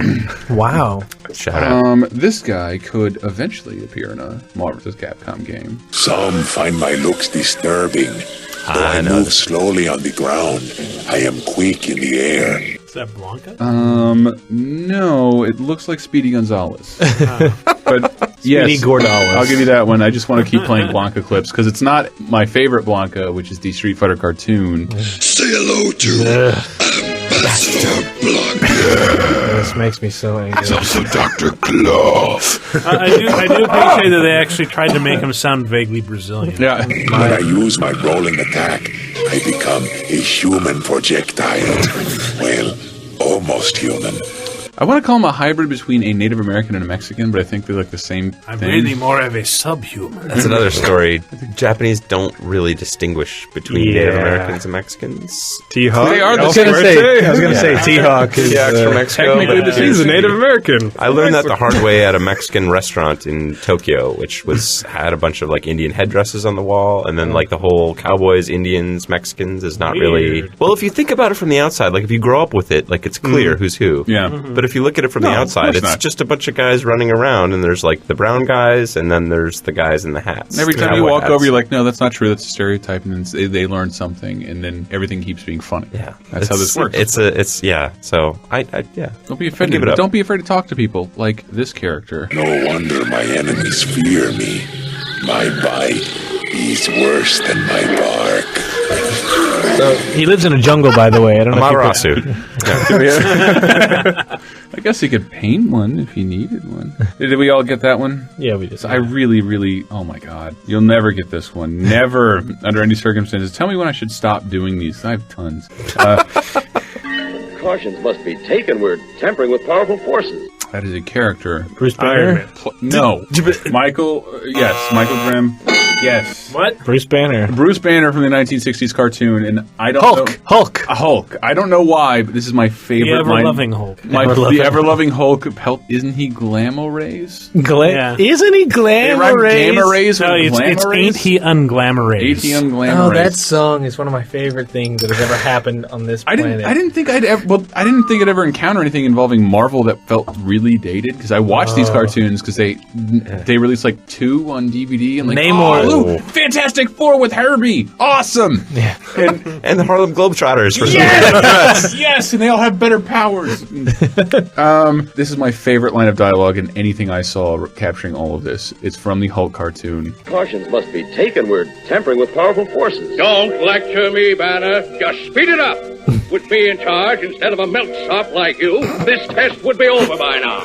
Oh, Daddy, don't be so unfair. I'm sure he knows what he's doing. Keep out of this, Betty. It's man talk. Oh my My God. dad, Mr. Banner. Being nicknamed Thunderbolt Ross takes some living up to. Brabant. It establishes so much, like true to the Hulk. Yeah. But the last line is Balderdash. I believe he called him a milksop. A milksop. That is an excellent old time. horrible. That's going to be my next Xbox Live hate mail to somebody else. Milksop. Learn some combos, Milksop. Assist spamming Milksop. All right, I have no idea how much of this to keep doing because I feel embarrassed. Well, that was pretty good. This is another character playable in Marvel vs. Capcom 3. This wooden mallet will suffice to keep yon enchanted nightmares at bay.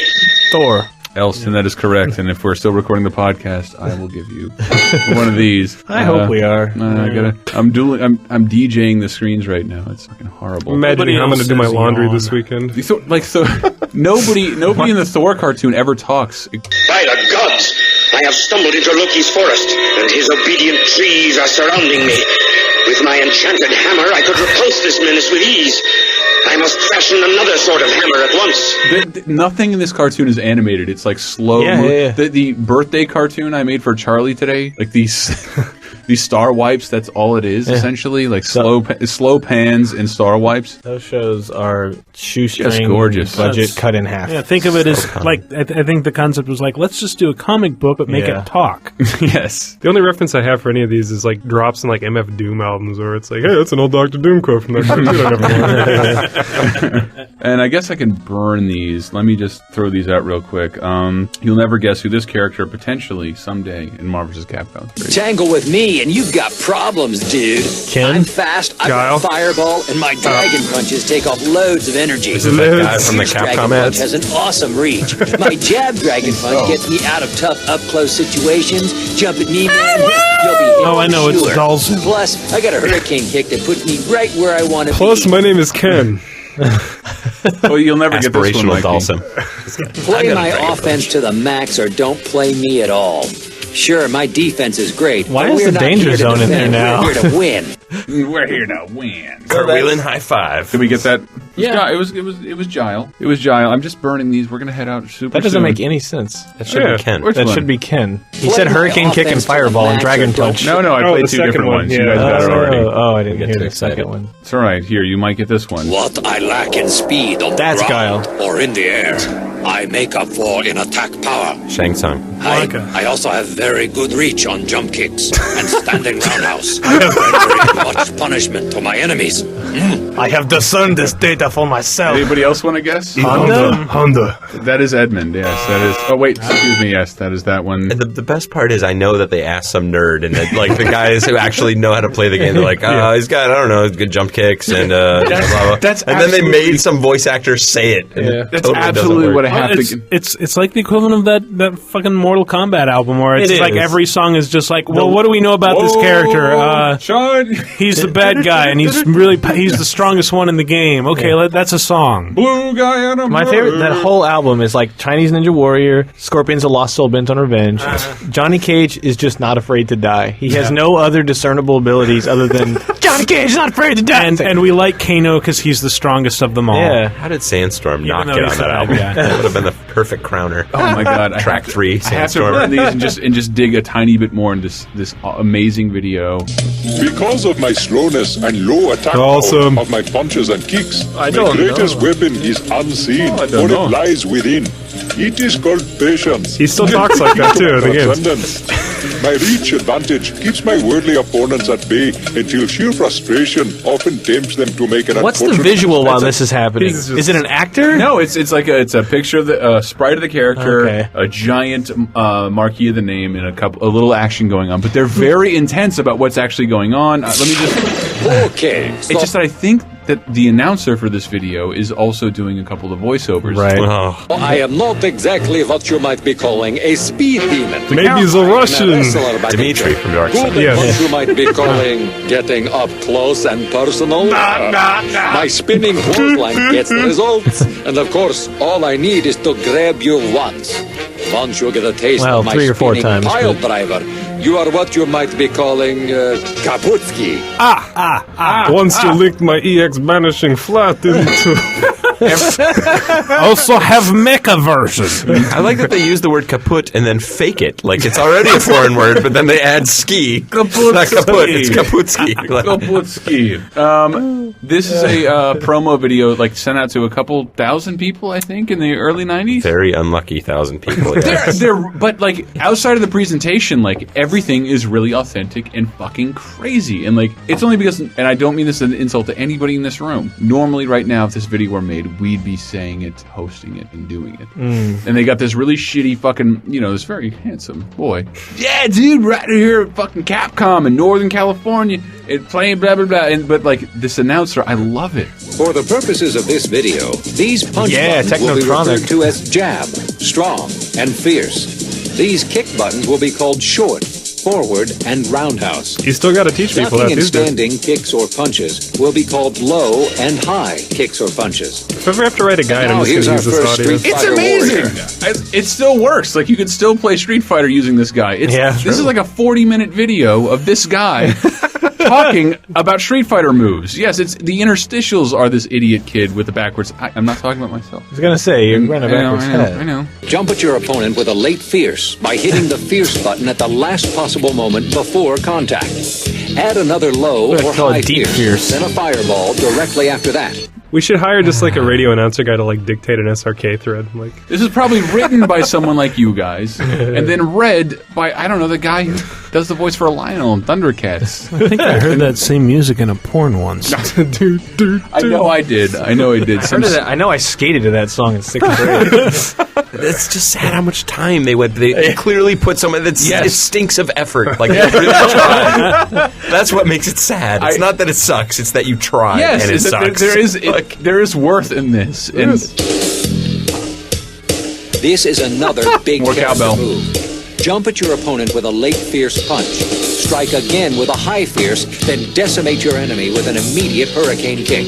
excuse me, how do I perform the decimate maneuver? he's also talking about specific characters, and he's also talking about what kind of characters they work better against and they don't. Obviously, I'm not taking all 40 minutes of it. This is him. I think that was specifically Ryu, and this is Blanca. For Blanca's rolling attack fake out, pay attention press here. back on the joystick for 2 seconds. Yes. Then simultaneously press the joystick forward and the jab punch That's right, the short The ball. jab will ensure that you will only roll a short distance toward your opponent, putting him or her on the defense against a roll that never comes. Oh. You will stop just short of your opponent and then press fierce to bite.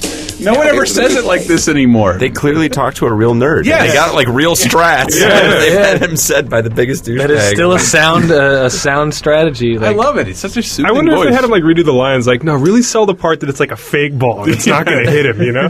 But he's made of electricity. But he's not a human being. No, this is- That's what I want to hear is the Jesus. fucking outtakes where he leans back and it's like, well, just what you said. It's like, so is he made of electricity or does he shoot? He emits electricity. Okay. Really? When he emits electricity. You know I used to be on staff at Kellogg's, right? Yes? I don't How much need are you this. fucking nerds paying me again? Do you have any flakes that need describing? Is there a baseball game I could be announcing in the 40s? Please. Capcom versus Kellogg's is a very popular. There's- yeah. It's got to be polo time somewhere. Do I really need to be doing this? This is the 1980s or 90s. The early 90s. Yes, I did load up this Punisher arcade game. Oh, please. By the way. Hook it. So, I dare you. We're does gonna this listen to work? it. Yeah, it should work. Punisher has a Turn giant up the plant. volume. Turn up the volume. So, he's walking around punching stuff. Punishing, if you will. Punishing. Him and Nick Fury. Giant turkey. Wait, go back to. Can you go back to the opening screen or the title screen? Evidently not. Yeah, let's go back. Whoa, look at all those names. Cap and Com. Cap and Cap and Com. System. What arcade game goes to 50th place? This is a nod to the fans. Mom, I'm number 48. All right. We'll embed this video on the page. Oh, it's so beautiful. You can follow along. New York, a jungle of steel and concrete, where predators of all kind mercilessly prey on all. Predator was to come later. Yes. Not a Marvel property. Oh, Frank, my get out of God. Central Park. This is going to be a bad day. Oh, Later, he's going to hold his kid's brains in his hand. What the fuck? He yells God, King of that is Fighters. really awesome. Because he just. The first thing he does is picks up money. Quick, give me the money.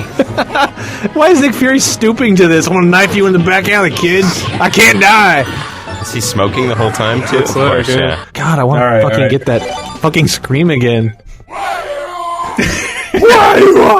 Thank you. I'm glad I am. That's Vindicated. Yeah. When we get back, we're gonna go to break with some Marvel vs. Capcom nonsense. And when we get back, we're gonna do a little light game deals, some phone calls. Question of the week. You have a question of the week. A couple of you sent in some questions for Seth. I'm sure he'll be happy to answer them. Yay. Yeah. Hail to everything I grew up with, I guess.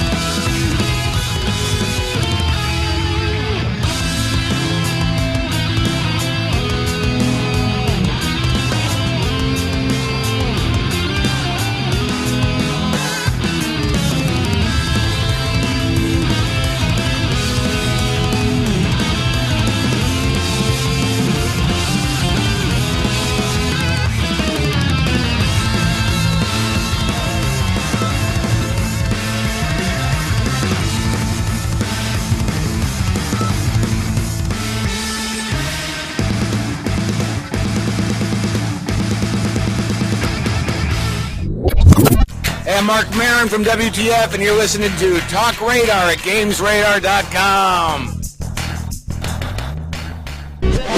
Ready, aim, punch. The Punisher for Nintendo. Explosive arcade action. State-of-the-art weaponry. Got the guts. The Punisher for Nintendo from LJN. Everything's a target. Even you. Hey! Yes? You look like a real asshole! Well, I am an extremely serious gamer. He's completely devoid of humor. So what you doing? Well, my level 80 guild and I were running off to complain about the journalistic credibility of Ars Technica's Naruto review on NeoGAF. Wrong, Dick! You're listening to TalkRadar! Oh, I'm sorry! You thought you were funny? Well, guess the fuck what? Amend your fucking review, shit dick. Right? I swear to fucking Christ, I'll jump to that goddamn internet and kick you in the fucking throat. We ain't no fucking magazine, we got the F word! Fuck you, I thought it was funny. Fuck you. No, you two separate. Separate. We got hour-long stories about shitting! Came out like a baby elephant. Didn't hurt a bit. TalkRadar with a house at Abe Lincoln's bonus bill! Call it the Kid Fuckers Hoagie. Totally awesome video game!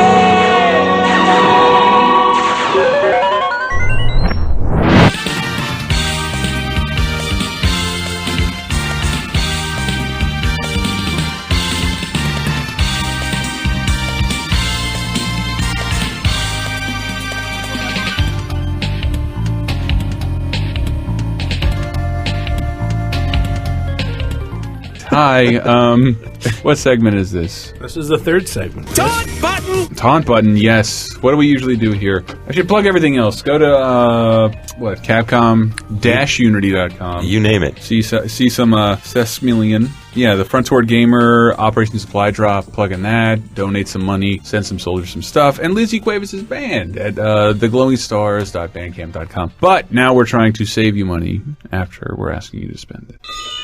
Game deals. Take my advice. Oh, I can't find my Resident Evil guy. Save a little money for a rainy What are day. you buying? Game deals. Game deals. A bunch of PSN sales going on right now. Penny Arcade Adventures, episode 1 and 2 bundle. How much would you pay for that, Michael Grimm? $15. Too much. Too much. Ugh. Lower. No. $12. $12? No, unheard of. No, that's not a You're sale. slowly turning into Bentley again, Chris. Well, you see, it's $3, Sly. That's how much yeah, $3, $2.99 on the PlayStation Network. That's what I call both value. games. For both episodes of Petty Arcade, Raid, Slick Precipice of something or other. There was supposed to be a third one, right? I'll stop doing I think the third one just showed up as a novelization on their website. Oh, well, that's... Yeah, I think it fell through, sadly. Can you play it? Oh, my. Huh? Can you click on it? I don't know. I don't think so. You can highlight the text. Yes. It's a point. That's something. It's a point and click comment. You can, like you our can Harvey probably Birdman game. click between pages. Too soon. I have a poster of the Harvey Birdman. It's a beautiful poster. The posters are good, yeah. I fucking love the Harvey Birdman game. Yeah, dude. That was sad to see that not get much love. Is Stephen Colbert involved in that game? He was the one that was not involved in that game. To be fair, I don't think he was really involved in the show at that point either. Yeah, that was basically it. The show had been canceled, and we decided, hey, let's make a game. He was too busy. The Venture Brothers post from his agent. I know he was Mr. Fantastic character. Fuck, what was his name? Mr. Incredible. Mr. Incredible, Yeah. and then like they sent it to after he got Colbert Report, and like my client has no interest in appearing in your show anymore, and like this totally mean thing that I would imagine Stephen Colbert would never say. Right. And okay, we'll just and then like now he appears in the show and sounds exactly like Stephen Colbert. And, Impossible. That was it. Yeah, Dr. Impossible. Yeah. Anyway, new other game deals on PSN this week. Tales of Monkey Island, the entire season for $9.99. Ooh, and what's that? You hear that? Huh? It's the Da Vinci Code, a free rental on the PSN network. That's right. Yeah, Michael, stop. No, don't Billy Idol me with grinning. it. No, yeah, free Da Vinci Code. I tried to find the cheapest Marvel vs. Capcom 3 I could find, and I think it's Newegg at the moment. Newegg, Really? free shipping as always with Newegg, but it's $10 off with the promo code if you own a 360 EMCKHJE72, and for PS3 the same code is substituted to for 3. I hope I said that right. Also at Newegg, this had me. GoldenEye Wii with the gold controller is now like $50. How is that? $50. I assume somebody here has played the controller is fantastic. The controller is amazing. Yeah. Tatsunoko versus Capcom is totally playable. Totally played playable the now. shit out of Conduit 2 with that controller, but I haven't actually touched GoldenEye yet. Oh, I saw it. I mean, it's so true to GoldenEye, almost to a fault. Well, that's what's weird, because that game meant a lot to me at the time it was out, and then but going back to it, I was just like, I wonder if this will hold up in today's fancy shooting. Well, if you have 3 friends to cram on a couch to play it with, yeah, it's probably pretty fun. Yeah. Are we looking at just how to kill Jillian in the game? The woman, the escort, you have to escort that one mission, and for years, people have been figuring out different ways to kill her without ending the level. I would get stuck in an elevator. Did you call her Jillian because she looks vaguely like Gillian Anderson? Yeah. Was it Gillian? Natalia. Right, there's a point where you have timed mines, and I'd be like, "No, fuck it," and just cover her in the timed mines, and then walk away. That's what was so great. great. And then you walk in, and there's so much smoke that the N64 is choking, chugging, it becomes 3 frames a second, and all that's left is scorch marks. You get to that point where there's the window, you jump out, and there's a cutscene, and people, there's all these YouTube videos of people elaborately killing her and then jumping out the window, and they keep going anyway. But the game's smart enough to know she's not there. Right. But if she dies any other point, you lose. But the best one was he cracked the window and threw proximity mines out the door. So the cutscene carries on. We gotta go, Bond, and they run. And as soon as she runs past the proximity mines, she fucking dies in the cutscene. It's totally unprepared. Game deals. Also, they're really short this week. Amazon has 160 gigabyte Killzone 3 PS3 bundle coming out next week, and it's the same price as the 160 gigabyte PS3 without Killzone. Not bad. Is that out Killzone next week? It says the 22nd. I may actually play the old K3. I don't know. We were talking to Michael about it. I didn't play K1 or 2. It's a pretty good game. And I'm a big fan. This one comes out the same time as Alright, I'll do it too. I'm not a fan of 3D. It's like a science fiction Call of Duty game with knives in the Helldash. Found somebody. You can stab people through their eye sockets. Yay! All right. But watching you play it in 3D... Yeah, and I think hurt my eyes. No, I thought it was really cool. It is, actually. I was surprised because I expected it to just be a stupid gimmick. And it's it's not necessary. It's not necessary. You won't miss much if you don't have a 3D TV, but it's still kind of cool if you do. It's a bit gimmicky, and if you have the capabilities, it doesn't cost you anything extra. We have the glasses here. But the fact that it's a game that is already negotiating a 3D plane at all times, so it has a very nice way of not allowing you to forget that you're watching 3D without straining your eyes all the time. I'll gonna have a big anime-style grumble noise above my head. I'll reiterate what P-Tom said, that it's not worth running out and buying a 3D TV. Oh, no, not at all. But it's cool if you have a 3D TV. Yeah. But I wouldn't play it like that for more than an hour or two, because it kind of it wears on the eyes. I think it's hard for a journalist to make a true assessment of 3D, because the only time I ever get to use it is when I'm at a nice sponsored event where I'm sitting on a couch and it's here's everything you need. Look how great this is at the 6.1 and it's the 7.1. Yeah, we write multiplayer reviews all the time. And also, Amazon has $20 off COD Black Ops. I think on all platforms, including the Wii and DS. I know the most sought after Call of Duty Black Ops. There's a DS version? Oh, yes. Yes, my nephew has it. Yeah, every time Treyarch does it, it's there's not a DS very version. good.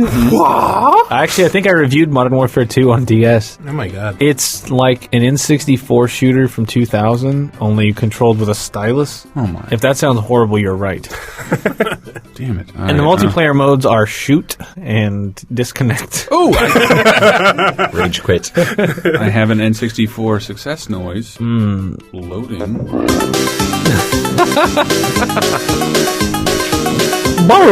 Rare doesn't do anything fast. Look at there.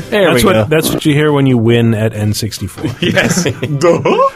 God, that's what several 360-degree pans of a puzzle piece. Also on Amazon, they have Dead Space 2 for PS360 for $41.99. Also with free shipping, and I think Extraction for Wii for $10.99. Extraction is really good, if I may. You may. Having beat Dead Space 1 and 2, I think Extraction may be my favorite have you one. been playing that with the Move? No, I took the Move controllers home. It's like, now I'm going to play Extraction on PlayStation because I beat it on Wii and I thought it was great, and then I'm like, I want to play it on Capcom 3 on PS3. Oh, right, Move needs a camera or something to look at me, which I did not take home, so I haven't been able to play it yet.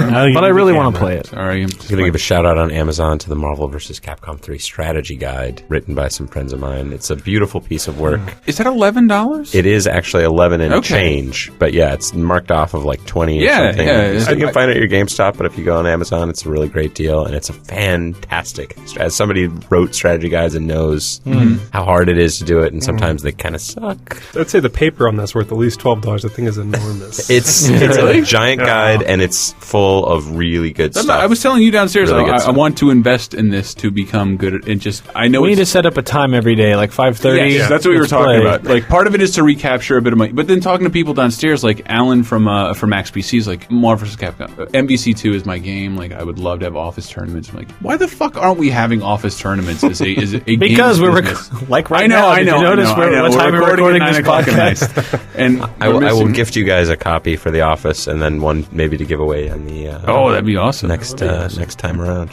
And with that, I'm going to end game deals differently. What? No, I can't do it. Take There it my is. advice, do as I say, save a little money It is for the a Donald Duck rainy music day. again. It's my favorite part of the show every week.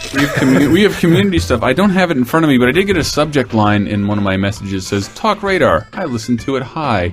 And I don't even want to read your response. I just like that you said that. I saw someone wrote a more Michael fan fiction, but I haven't. They did. I haven't read it yet, but I saw the email. All right, and I noticed the tweets also, but yeah, I haven't had a chance to read it yet, unfortunately. And I should, because it's fan fiction about me, so that's really kind of sad if I'm not reading it. Or maybe it's worse if you do. I don't know. I don't know. Yeah, I told people to call in the hotline and say things, ask Seth things, because I like Seth when he answers on the spot. He generally does it better than anybody else who works at any other company. All right, here's an answer. I don't know if I might get in trouble later, but here we go. Yeah, well. And we have a bunch of those. I think we're going to give you your own segment eventually. Oh, boy. No, yes, that'd be fantastic. But we do a question of the week. I didn't look it up because I wasn't here, therefore I don't approve. I don't know what question of the week was asked last week. 138, what gaming tattoo would you get? Oh. Which was a good one. As someone with 4. I'm willing... You know what mine is, right? And well, no, I don't actually. You do. You drew it. Oh, the Mega Man on a cross. Yes, Mega Man being crucified. Like, in jump position. Yeah, no, it works perfectly. It's like that cross was made for Mega Man. Seth, I'm trying to get someone else to pay for it, is what I'm saying. Really? And you work for Capcom. Promotional. Brand me for life. Feel free. You know what we actually tried to do? At one of the Street Fighter events, we didn't try. We hired tattoo artists to be there. Did it work? For anybody that wanted to get tattoos, they Fuck, come to the Fight Club and you can get a tattoo. Damn. Because we had some people lined up, we knew we were going to do it, and then anybody else that wanted to go, free tattoo. How many people lined up? Capcom killed it. Oh. And we actually had to pay the tattoo artist, even because we had it booked, it was done, and not approved by Brass. Somehow got a hold of the fact that we were doing it, and they were like, nah. Get a Kuma, the symbol right I in your know. back. Get a little sky giant headed. balls on your neck. When you're done... giant balls on your neck. Why has Capcom got to pay for that I'm one? just saying, like, giant balls spread across your neck. I believe you mean prayer beads. Prayer beads? I just picture like a successful makeout session, and the dude stands up and then shows the girl, check it out. Oh, I would really like if I could Make out successful. Can I get Capcom to pay for a picture of Ryu and Ken just doing a full makeout section, like not like with tongues. You don't see any of that. It's kind of classy, except they're like grasping the back of one another's heads. You could probably blackmail us to pay for you to not get tattooed. Please do not. Like, just get like a full, like an enormous one across your chest. Oh, that is really We'll nice. get the Cap Cops to like the Cap Cops. Yes, it's the new word. File an injunction against your tattoo. Speaking of that, black it out. Never. That Akuma. Who was it? It was one of the live streams where one with Akuma and then ran up in front of the projector and like posed. Tokido, was it? Yes, was that it? would be my friend. Yes, Tokido from Japan. And like projected the thing on his white shirt. Yes, it was the finals of a tournament. Well, the final 8 at least, and he managed to defeat. I believe it was Clanky D playing Ibuki. Michael's nodding. And he took him out with the Raging Demon. Yeah. So Akuma had the Raging Demon emblazoned on his back, and he ran up in front of the projector, so the Raging Demon symbol from the game was emblazoned on his own back. Nice. And it was great. epically epic. I'd say top 10 moments ever. Yeah, that's why it's so refreshing to watch those streams, because it's like, yeah, there's so many now, so like you can watch a lot, and it's like, well, those are just a bunch of matches, so that was fun. But then you always get that fear that like maybe the cool meme things are over, like nothing crazy. There's going to be another Pringles. There's not going to be another that Evo video. I think you shot of Justin that's my handicap and Daigo going in that crazy match. Yeah, no, that was an amazing moment. And then, but that I thought was just not that level, but just a thing. I'm glad I saw it live, and I'm like, that was really cool. It's one of those, you got to be there. Yeah. It's like watching Black Sports. Seth on his commentating skills. I think we have in the past. You were just like watching Street Fighter matches.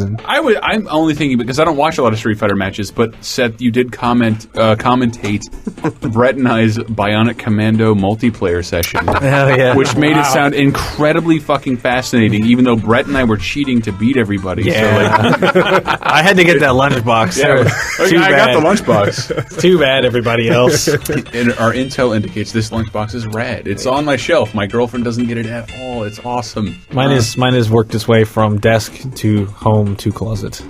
A closet? Give that shit away. I want another one. I thought about it. I pulled it out. I was like, I'm going to give no. And then the horrible... Well, then put it on the mantelpiece, dude. It deserves a place of honor. Yeah. Son, let me tell you about this lunchbox and how your dad won it.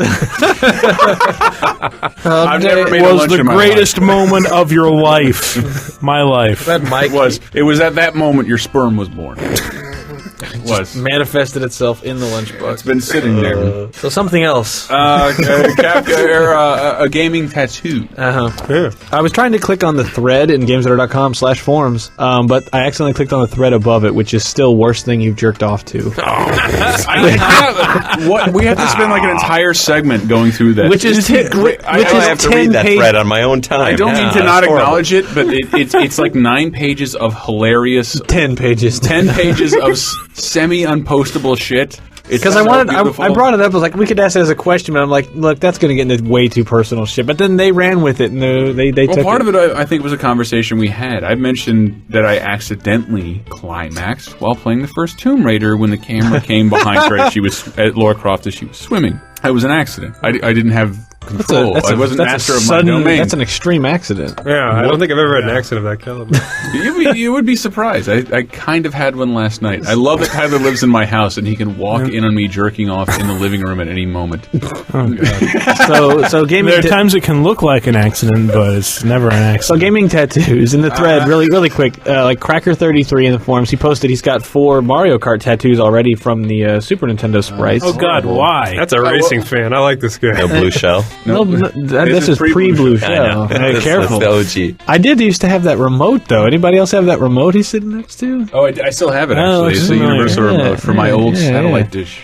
Griff would go get the Mirror's Edge circuit diagram down his arm. That's not him. That's Faith, by the way. That guy's hot. That guy is hot. Seth, do you have any tattoos from games? I don't. No? No. My parents would kill me. My mom would cry. Really? But maybe if I had to get one, maybe like... Nothing that'll show up in court? The old Street Fighter, like when you punch them in the gut and they throw up. That'd be my Street Fighter tattoo. Wait. Let's get a sleeve of all the characters doing that. When did that stop? It depends which version you're talking about. Yeah, it's sort of in different versions for most of Street Fighter 2, but okay, yeah, it could induce the vomiting or whatever it was. It sort of looked like blood, like a bloody vomit. Yeah, it looked horrifying because it was followed by It happened quickly. Followed by a hit. Yeah. And then Mr. Suitman was talking about possible Okami Japanese logo on his something. I don't know if Batman 5273 answered, but he has shown off his Batman the Animated Series tattoos before, which are remarkably well suited to like body art for some reason. It Hurts to Poop has the Jin tattoo from Tekken. Wow, cool. On his arm. Oh yeah, my buddy Spicules has that. Oh yeah, it does. Yeah, he does. Yeah, that's why I want, like, when you did the Black Cross for Mega Man, you just whipped it up in, I think, literally Microsoft Paint, MS Paint. Fuck. And it was the bold black on the arm. Oh my God, Dick Smash McIron has Bowser with glasses with a pot leaf and a cross playing a double bass. Is that real? Holy shit! Happy birthday! Wow! Happy birthday, Nick. Don't know, man. Those will all be things you're into for life. Is that a double Double neck guitar, yeah. Yes. Wow. And he's on a surfboard. I am floored right now. That is gorgeous. And Bowser has dreadlocks. When you're in your 50s. That will be awesome. Good God, that is top of the order. Oh, wow. Live fast. I didn't think anything in this thread was going to be amazing, but no, it probably is. It probably is. Michael, you were here last week. What about you, Grim? You said Michael got the answer, I guess, last week's podcast. I guess. You have a potential gaming tattoo you would If I like? was anything, I'd say probably the Sprite of Ness from Earthbound. Mother of two. I have I have no idea what I said though. It was probably I was probably really drunk and didn't know what the fuck I was saying. Whoa. That is a truly epic Goken Akumi. Whoa. Akumi. I can't even say the word because I'm so flabbergasted. Let me say his name. Sinkuala S. He has this on his front and rear left shoulders. Goken and Akuma. Wow. That's really nice. That is amazing. That's serious business. That guy needs to contact us. That Street Fighter 4 art is it accommodates a tattoo very well. Ooh. It's inky. Ooh.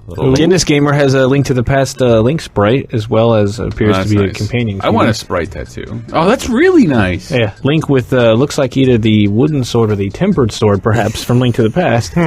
All right. You can go over it. You can go. Seth, if you had to get one, what would you do? He just said. Didn't I give it up for the vomiting? I don't know. Yeah, if I had to get one, I don't know. Capcom breaks my heart all the time, but I love them too. So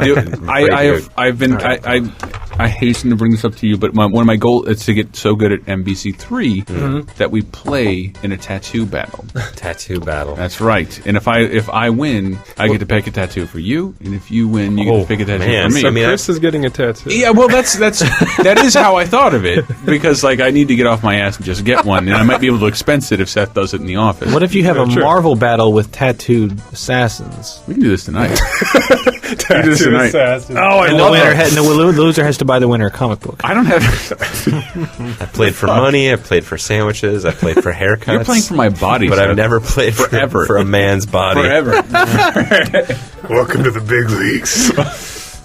That's how we do it here. Stupid. This is yours. I don't think you've ever... regretful. Have you ever seen a template or the canvas this hairy and painted? No, it's weird. Your arm hair stops at your elbow, and then it becomes like silky smooth. Isn't that weird? But then it's like a shag carpet up to that point. Why do you know that?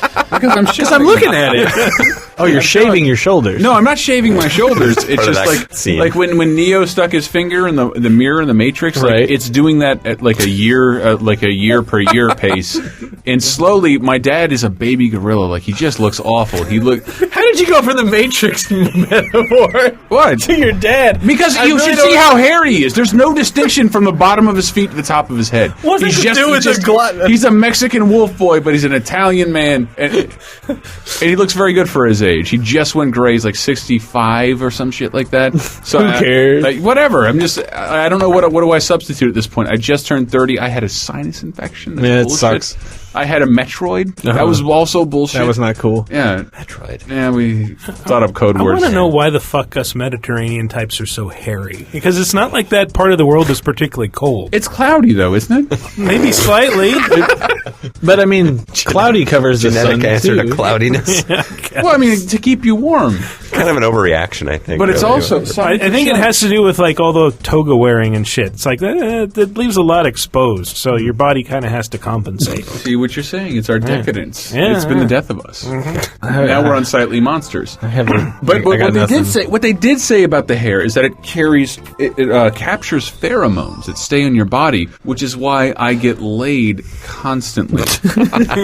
By your dedicated girlfriend. Yes. She hasn't touched me in a long time. Smarter than a bag of hammers. She hasn't. That was Michael. Just for reference, Michael said that. I'm just saying that to offset the horrible things Chris has said in the past. And is about to say. No, I'm not going to proceed. I can't, because fucking idiots listening right now will contact my girlfriend tattling me. You know what Chris said about you? He said you were fat and a bitch and you talked to him. And now you're getting quoted out of context just that. Yeah, now I'm going to get quoted out of context. I'm smelling a remix. Oh, God. Somebody make a remix of Chris calling his girlfriend awful things. I wouldn't care if we had a single female listener I could rebound with. Dig up, stupid. You're right. Maybe that Goken and Akuma tattoo is. See? That'll be the best decision I make all year. There is Token Girl listener. That's the only one I know. We did just tweet about how she's sick of getting up in the morning to go work at Toys R Us. And really? You could probably She relate. worked at Toys R Us? Well, I can say that's a terrible life. Don't take this from me. I won't. You can have it. Go for it. Wait, new question of the week? Oh, yeah, we should do that. Let me shut that off. Phone calls are not ready. Really quick. This week of the question of the week, this kind of goes back to fighting games. Sure. We mentioned Guile earlier. We've never asked this. What's any game? Something from a game that's a common thing that you mispronounced for the longest fucking time. And I remember growing up I guess I was 11 when Street Fighter 2 was in the arcade, and my friends and I, Guile was Gully for at least a year. Oh my god. Gully. Yeah, I was 11. Where the fuck would I know what Guile meant? I've got one. I want to say it before everyone else says it. Okay. Ryu. Well, yeah. Yeah. I still get that wrong according to the internet. So. Oh. What is it, though? What is the official Ryu? Ryu. Sometimes I'll say Ru, which is not right, but the correct pronunciation in Japanese is sort of their weird DR combination sound. Right. Like Ryu. Something like that. But it's more of a hard O at the end. But just say Ryu. Right? Yeah. The American approximation. Ryu. Yeah, Ryu is closest. Ryu is pretty much wrong, but that's the way I say it any which way. Like Ryu Hayabusa from Ninja Gaiden as a kid was Ryu Habsua. Like, I can't be bothered to read all these letters. We had a top 7 about it, but mispronounced game names. The ones that were there, were so hard to pronounce. I've grown up with nerds for so long. I've just never said them. Okay. I think my all time favorite is that game Hyankyo Alien. Oh yeah. And somebody on a message board was selling it, and he was like Hynaki Alien. Like, wow, you're not even trying. One of the things, it's not a mispronunciation, but I wish Tyler Nagata was here because I think it's just, he's Hawaiian. He says a couple words a little differently. And I didn't notice it until he said Smash Brothers Melee. Ooh, Melee. Melee. It makes more sense as Melee, but then with Left 4 Dead 2 came out, oh man, there's these all new Melee weapons. Like, what the fuck? Melee weapons. Melee. We've never discussed it before, and I don't mean to call him out, but he says Melee and not Melee. Then things like Suikoden. But he's a way better. Sucky-den. Psycho Mantis taught me how to say that. You like Suikoden. I was like, oh no. You like Konami games. Exevious Zexus. Zexus is a separate game from Xevious. I know, but is Xevious the proper pronunciation? I guess I had no idea. I say Xevious. Yeah, it's Xevious. I mean, as far as I fucking know. But we said Exevious. Games that didn't say their own name were a big pitfall for everybody. Yeah. I'm pretty sure Gradius is wrong on some level. Yeah. Well, it's supposed to be Gladius. Yeah. But Gladius? But then it became Gradius being in the translation. Gradius. It's probably Gradius. That's where we got Rolento in Street Fighter. His name is supposed to be like Lawrence or Laurent. Put the L's and the R's. But got Rolento sounds like sounds like a credible Italian name. You developed the game over the phone? Yeah, no. Yeah. Basically, every time we talk to Japan, it's like a big game of telephone. Like, I love Rolento. So that's the question of the week. Be a thread. Get character name, game name. I have so much more. There's a whole top 7 mispronounced game names, and then I think we did a follow-up a couple years later, the most mispronounced games of all time. It's one of the things I hate. But we never asked everybody what they had. Admitting to, but I guarantee there's things I've written about 3 or 4 times that I had no idea how to pronounce, having not been brought up in conversation. I know PSP game recently, Popo LaCroix. No, I won't be buying that game because I can't say what it is. La Pucelle Tactics. La Pucelle. French. Art and Elico. Not in my house. Queen's the Maiden. Art on Elico. Art on Elico. Art on Elico. Anything else? Mispronounced things of the youth? Ease, like. Oh yeah, eases. Wise, everybody. Wise. I always said wise. Ninja Gaiden. Ninja Gaiden, I definitely said, but Ease and no offense to Lizzie, but we were doing the trailer trash this weekend. She never fucking heard of Ease and never played Ease. That shit has been missing for 20 years or 10 years for the most part in America. From mainstream society, fuck that. Well, mainstream. Where would she have encountered? Where would she have encountered? No, exactly. Ease? It never had a mainstream. And she just saw it. She had it on a list because you recommended it. And Ease, Wise. Of course, it looks like Wise. Yeah, it does. No, I totally understand. The worst is when I would go into GameStop asking, do you have the Ease for PSP? It's just What are you talking about? Like YS? Oh, no, that's it. YS. My most mispronounced game name will be any side shoot sequel Square Enix announces in the next 3 years. Yes, I will definitely mispronounce that. RE coded. Looking into the crystal ball. I want to play a game, Smash Brothers meets Final Fantasy. Well, you want Decidio Duodecium 012 Final Fantasy. In brackets. That would... Quick story about the Ease thing before we transition. Please. I grew up in the sticks, sort of Northern California, up in these like mountain town. All we had was a local grocery store where the games from. It was Wharton's Market was the name of this place. It was owned by some white trash guy that owned this place, and they had games there that you would rent. Right. And these people bought Ease Wanderers Meets 3 for SNES. Yeah. Someone was like, well, time to buy some games for those nerds to rent.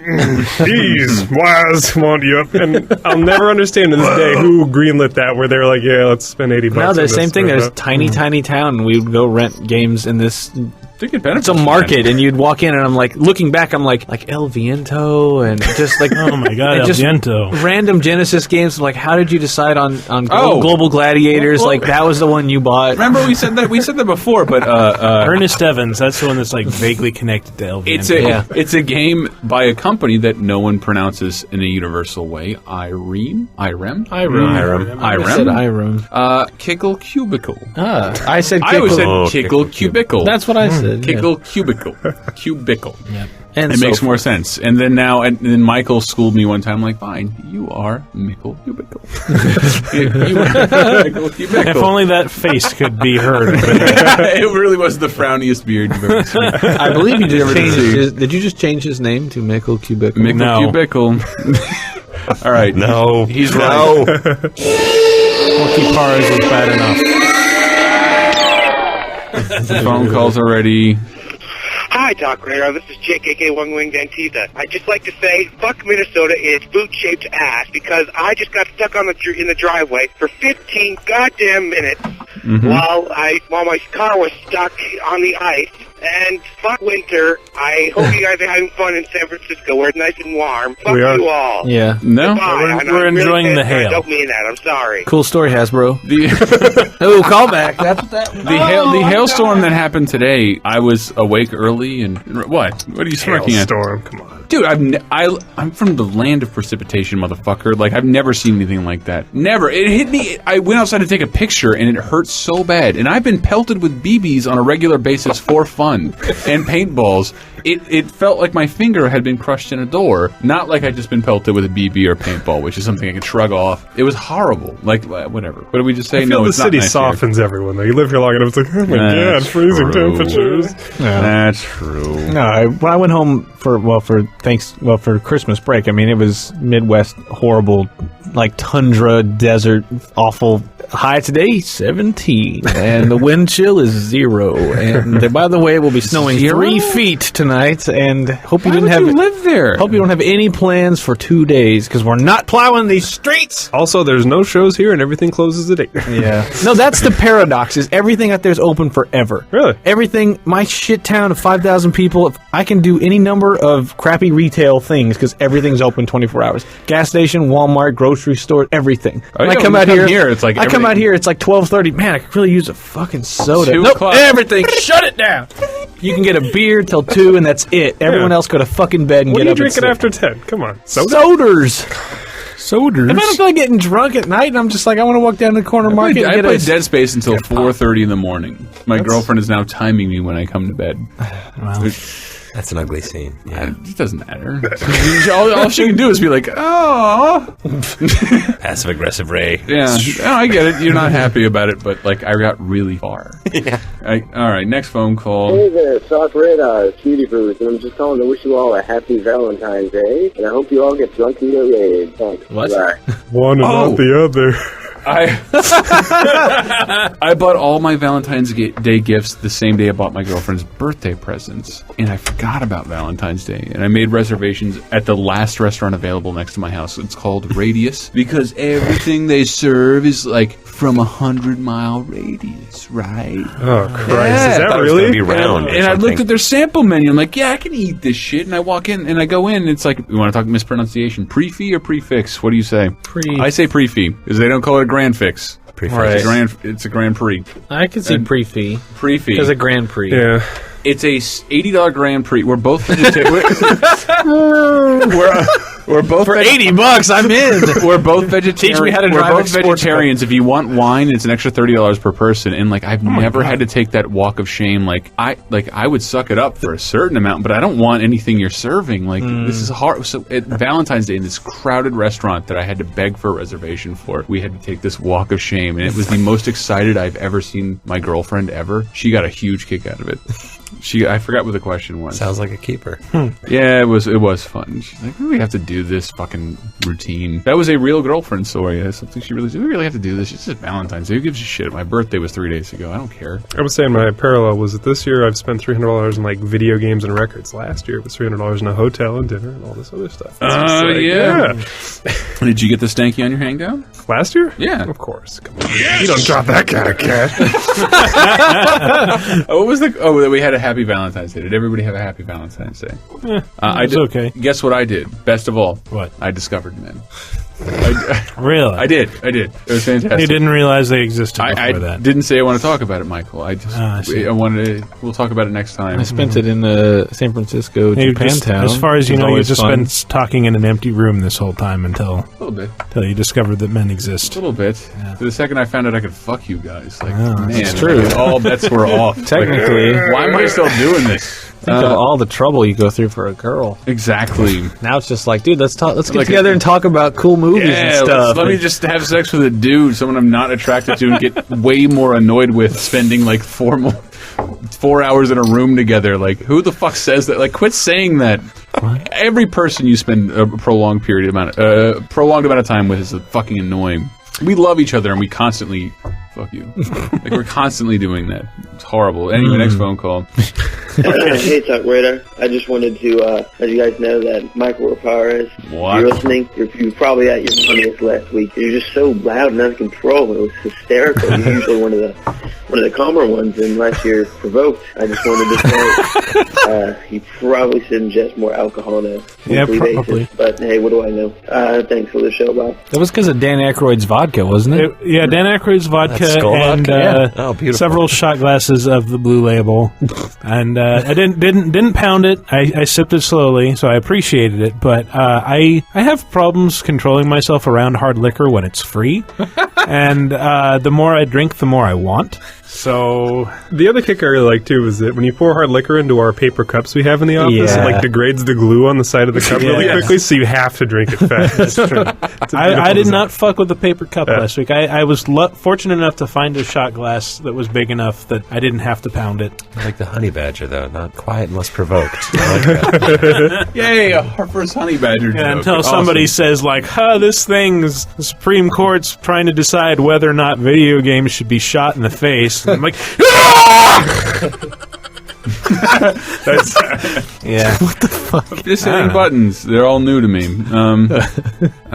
This is another phone call. Hey, TDar. Hi. I'm just a long-time fan, first-time caller, and I would like to say that you guys make the best stuff in the world. Love you guys. I thought that was Snapple. I thought that was Snapple. Oh, from across the room. No, Snapple's made from the best stuff in the world. So they're made out. We make the stuff that Snapple is made out of. Okay, got it. I asked you guys to send it all up. I send them my piss. Exactly. I asked you guys to send Seth stuff. Lemonade. I'm taking stuff at random. Snapple comes out of our bodies. I assume there's Seth's specific questions. I want to hear you just keep saying Seth's stuff. Seth specific stuff. Seth specific Look, stuff. I've had a couple beers. My name has no consonants. And very little. All right. Also, the phone number to call. What is it? Let's see if I can remember this. It's been a while. 1-877-404 LEET-DAR. LEET-DAR. Or LEET is the final 4 digits, and then the extension is DAR or FAP, appropriately enough. Or Lee TDar, if you're into that. Oh, that works. Lee TDar. Yeah. All right, that sure. All right. Hopefully, fingers crossed. I have no idea what the number is now. Hey, Seth, you guys really hit my fucking inbox hard this week. There was way too many messages. Penis. You just got trolled. All right. Penises. It was plural? That's the best part. Hey, Proto Man again. I just thought I would like to say that, listen, Chris, you don't need to commit suicide. You just don't do it, okay? He's going to shoot now, President Lincoln. Seriously, no. Don't even contemplate it. I mean, you have a great life. You have a girlfriend who you put down constantly. Think about this, But, Chris. yeah, you have a good life. Just don't You throw it commit all suicide. away. I mean, Wanting to die is and if you different. really plan on doing that, well then, you just don't. You know, if you really do something, what you need to do is You're ruining all our hard work. Dude, he get it a town meme. I wish I knew what that was a reference to. So, yeah, Sounds wanting like- to kill yourself is different from wanting to die. Oh yeah. Wanting to die is just constant, but there's absolutely no way. Like, there's a narcissism involved. Like, I don't want somebody to find my body or anything like that. It's more like an urge to just crawl under a rock and expire. Oh yeah. Like, It's but I not would like, not like you're actually thinking actively about, like, oh, how would I do it? It's just, I just wish I could flicker away and die just- like a Final Fight character. just slink away and disappear. when I really thought about it, and I have. Like, I have to do something heroic because I can't be slumped over in front of people I like, bloody and stupid like that shit. Look, when you're hanging from a rafter in a halfway house, you look ridiculous. But if you have that level of shit your vanity, you pants, clearly probably. care too much about being alive. If it's like, I wonder That's what I'm saying. That's what I'm saying. That's what I can't. I don't know how to resolve a cool suicide here because, like, let's face it. I'm turning 31 soon. This is over. Like, there's nowhere I can go. There's fall into like a vat of There's nowhere I can shellac. go from here. I can't move up in the company. Like, there's nothing I can do. Like, all I can do is be remembered for an awesome suicide. I'm not trying to take anybody out with me, but I really like the idea of my body parts exploding, like spelling something out in some kind of fireworks. My roommate always said, like, just drink a bunch of green paint and jump off the World Trade Center and make a red and blue splatter. Yeah, well, Your one roommate was problem an with idiot. that plan. What's that, Michael? You'd have to jump off somewhere else. Why? Because the World Trade Center doesn't exist. Don't tell him that. He's on the verge of suicide. You are right. You are not. That's a sad. Chris, the one thing you were supposed to do the last 10 years was not forget. What? That's a joke. Yeah, my reaction was not as funny as that. Booze. I'm glad Sagat thought it was funny. Man, I was really trying to wrangle humor out of that. It was very hard. Did he? Choose life. Choose life. Yeah. Gets better. Choose a big fucking telly. Uh-oh. Hey there, TalkRadar. This is Chainsaw Hacksaw on the forums and on PSN. This is my first call on the hotline. Hi. To make it a bit of a special one. I just walked out of my GameStop with my copy of Marvel vs. Capcom 3 midnight release. Had quite a few people in there, man. We had a bit of a tournament going. I kind of sucked, got out the first round, but, you know, it's fucking fun. So, yeah. So I'm driving home in the rain. But, you know, I'm walking down the street, got a fucking long walk Did you back not say he was home. in Egypt? Anyway, keep up the great work and This the calls best from fucking Egypt. podcast on the web. That was a journalist being assaulted. I love that guy. That's exactly the right attitude. I mean, it's awesome that he went out and midnight release and all that. GameStop did it up, but yeah, that's exactly the right attitude to turn. Scott, have a good time. Don't worry about it. Yeah. You'll get better. That's what I want to get. If you have any kind of arcade in your area too, like definitely go check it out because like we have a local one here. We're lucky, and it's like you go there and it's like it's this immediate bond with the people there too. You know, it's like you might be like shy or timid around people, but it's like if you know you have that same kind of thing, there's just this automatic like, yeah, I know what you're about. I know what you like. I And it just respect what you're becomes into. this- Yeah, exactly, and it just becomes this like super kind of bro out thing, but it's real fun too. So. I want to start a thing every day here at like 5:30. We can start playing NBC. We used to do it. Like when I first got here, we all everybody We played Gears of War, and it was pretty regular. Yeah, every We used to have It's game good. days. Oh, have you seen the machine museum down at the the Musée wharf? Mécanique? Yes. Yes, the place is amazing. And like they have a bunch of old arcade games, and all they have, as far as like my entire era, is old Capcom games. And there's a line there's generally like people still there, so like messed X-Men up. versus Street Fighter, still playing. Does Capcom ever eyeball like, or are you personally even the California Extreme down in San Jose? Like last year, it was awesome. On a personal level, that was the most fun thing. Like It was other great. than PAX, it was the most fun thing I've ever seen. I am out of town every single time, so I've known about that event. Is it same time as before Evo? I ever lived here. I don't know what it is, but I'm gone every single time. I'm going to say something that'll make you mad. There was a 90s corner because everything else is all 80s. They were selling the arcade arcade cabinet header board For the Championship marquees, edition. yeah. of Did you all buy those? of every Street Fighter game, and I was debating it, and then I was like, you know what, I'm going to buy that Champion Edition one, and then it was gone. And then I bought Choplifter. You bought and everything was great. Everything was great. It's like a consolation. I guess I'm leaving with. I have very fond memories of Choplifter. I don't care, on but the that's Apple still Apple IIe. II, But yeah. like that, but like, That's the coolest name of all time. Yeah. Choplifter. That's an awesome piece. It's amazing. I don't know what.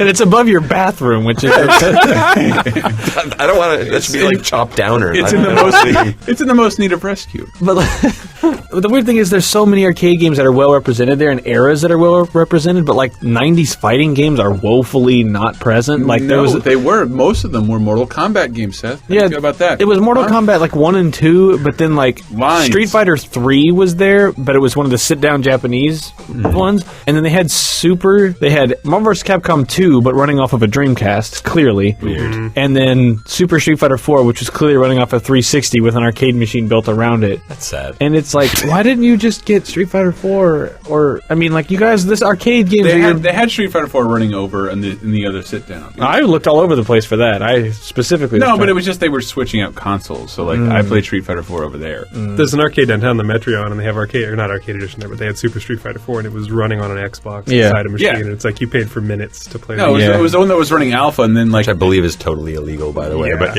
Is it? Yeah.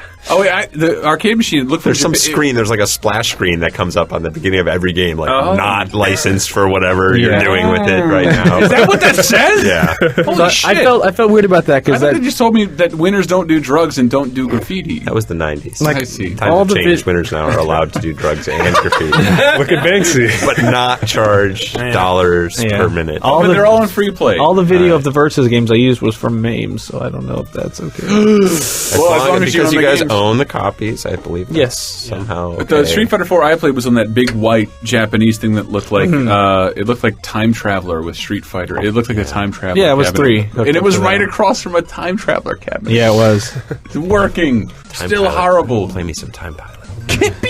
All right. Another phone call. Wait. Hey, TalkRadar. It's Phazon117, and I just got my copy of Marvel vs. Capcom. Did I say they played it already? No. It's two people bought it, if you can believe that. What are your this is random. 3 main players going to be? I'm running Deadpool, Wolverine, and Sentinel. But what about you?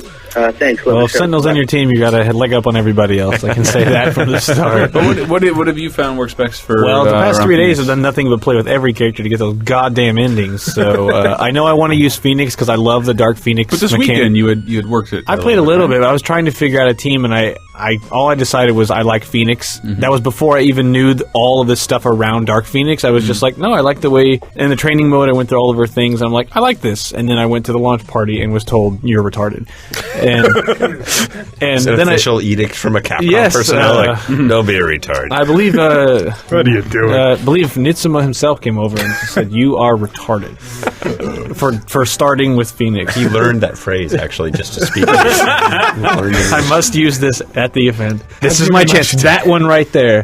Who have you guys got? Sorry? Who have you as your starting team? Just started playing last night, so I'm still kind of experimenting. But I've always been a Ryu player, and I've been using him a lot. But I do like Iron Man and Captain America a lot. Like I said, I paired them with Sentinel and just steamrolled through the arcade mode. And I would love to use Iron Man, but I have a problem with his launcher. He seems to be out of range a lot. Like there's a different way you got to use him. It's a short range launcher, so the sequence you want is low light, low medium, stand hard, and that will pop them up into the right range for launch. I really like Amaterasu and Bloodpool or Deadpool.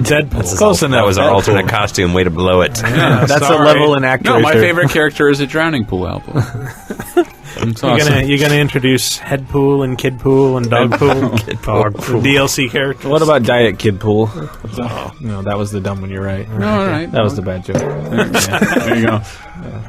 Grimmy, you said Arthur? I kind of have a reputation for using like shitty characters. Like I use Vega and Street Fighter 4. And Vega's not shitty. He's low mid tier. Anyway, but I just always pick like guys that I like, and I don't know. I'm thinking Arthur, Hager, and I like Tron. So go with those. Hager's another one I'm playing. I'm like nothing combos. His lead pipes, so everything combos. He's got those ground bounces. But like the launcher, like he doesn't have a typical like light, medium.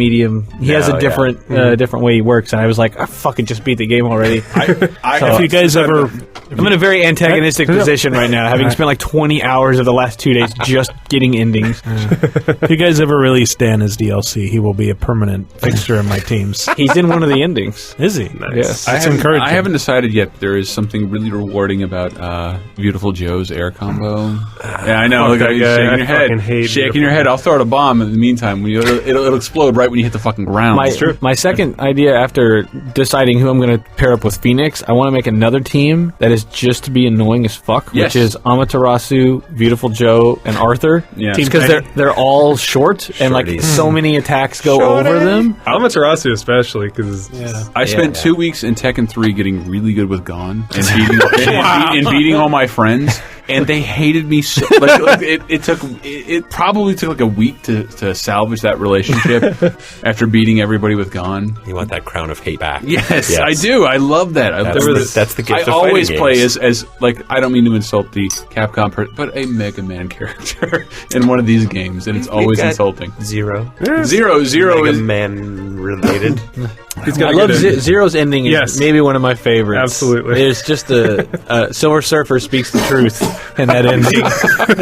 And I love that that's in there. It's like a silent. I took a picture of it. I was like, that's great. It's a silent acknowledgement of what the fuck is going on with Mega Man. Like, it's a great ending. What's up with you, Seth? We have a little fun. I play a lot of random select, or I did before the broken hand. So now that I finally get a chance to play everybody, I can't really play. So I'm playing some novelty teams. I play mean guys that sit in chairs. So I play MODOK, Dormammu, and Dr. Doom, all of whom occupy chairs at some point in the fight. And so I'm playing novelties. Are they all in chairs in the beginning when they taunt? Like when the Dormammu begins in a chair, and Doom sits in a chair also during his level 3 hyper, and also floats out in a chair at the beginning. And so great. MODOK, Watching chair-bound. MODOK kick somebody's ass is one of the greatest things I've ever seen. That he's barely trying, like he's kicking like the same way you chew off a fly. That's like how he kicks. Just little, I love the little kicks. So. I love how just unapologetic that character is. The voiceover, it's just kill. Like, the lady makeup is a great best color. What's it, Mamdoc? Modam. The truth is far stupider than you could have come up with.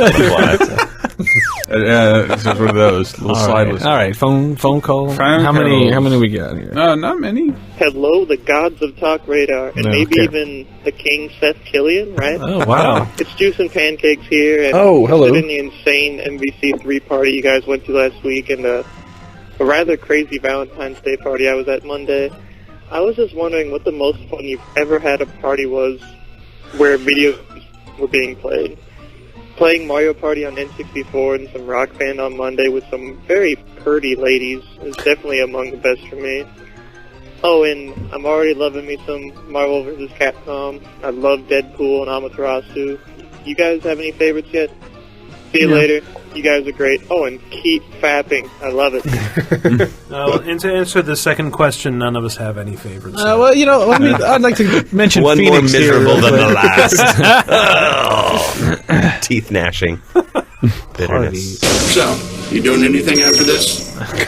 Eating pizza, hopefully. Tony Stark. Let's see. I immediate affinity for a party like in 2006 where like around between Guitar Hero 1 and 2 when 1 was still like, have you played Guitar Hero?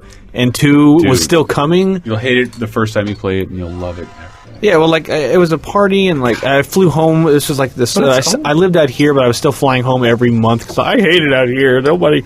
So I'd fly home, we had this big party, and it was just a shitload of fun, and it had nothing to do with games industry, it was just friends in a house, and like we stayed up till like 3 or 4 in the morning, and just being stupid, and it was a real ton of fun. That's the first thing that pops in my head. The funniest thing, like that's why I demanded the song 138 be played. One of my buddies who's no longer with us, he just had the idea when we were playing Counter-Strike, and we had like all these computers in a circle, to somebody use the WASD keys, and somebody in a different person used the mouse, and like everybody's girlfriend was over, and like the girlfriends weren't that big into it, but it was astonishing how well they could do. Like if your only job is to aim and the other person's job is to get out of the way, like we were like you could hear people in the micro like fuck you're hacker. Like, no, we're just using 2 people. This is awesome, and we're all celebrating. It was amazing. And the other one was watching my buddy Trent and Justin try and get a warthog from the first Halo from one end of the game to the other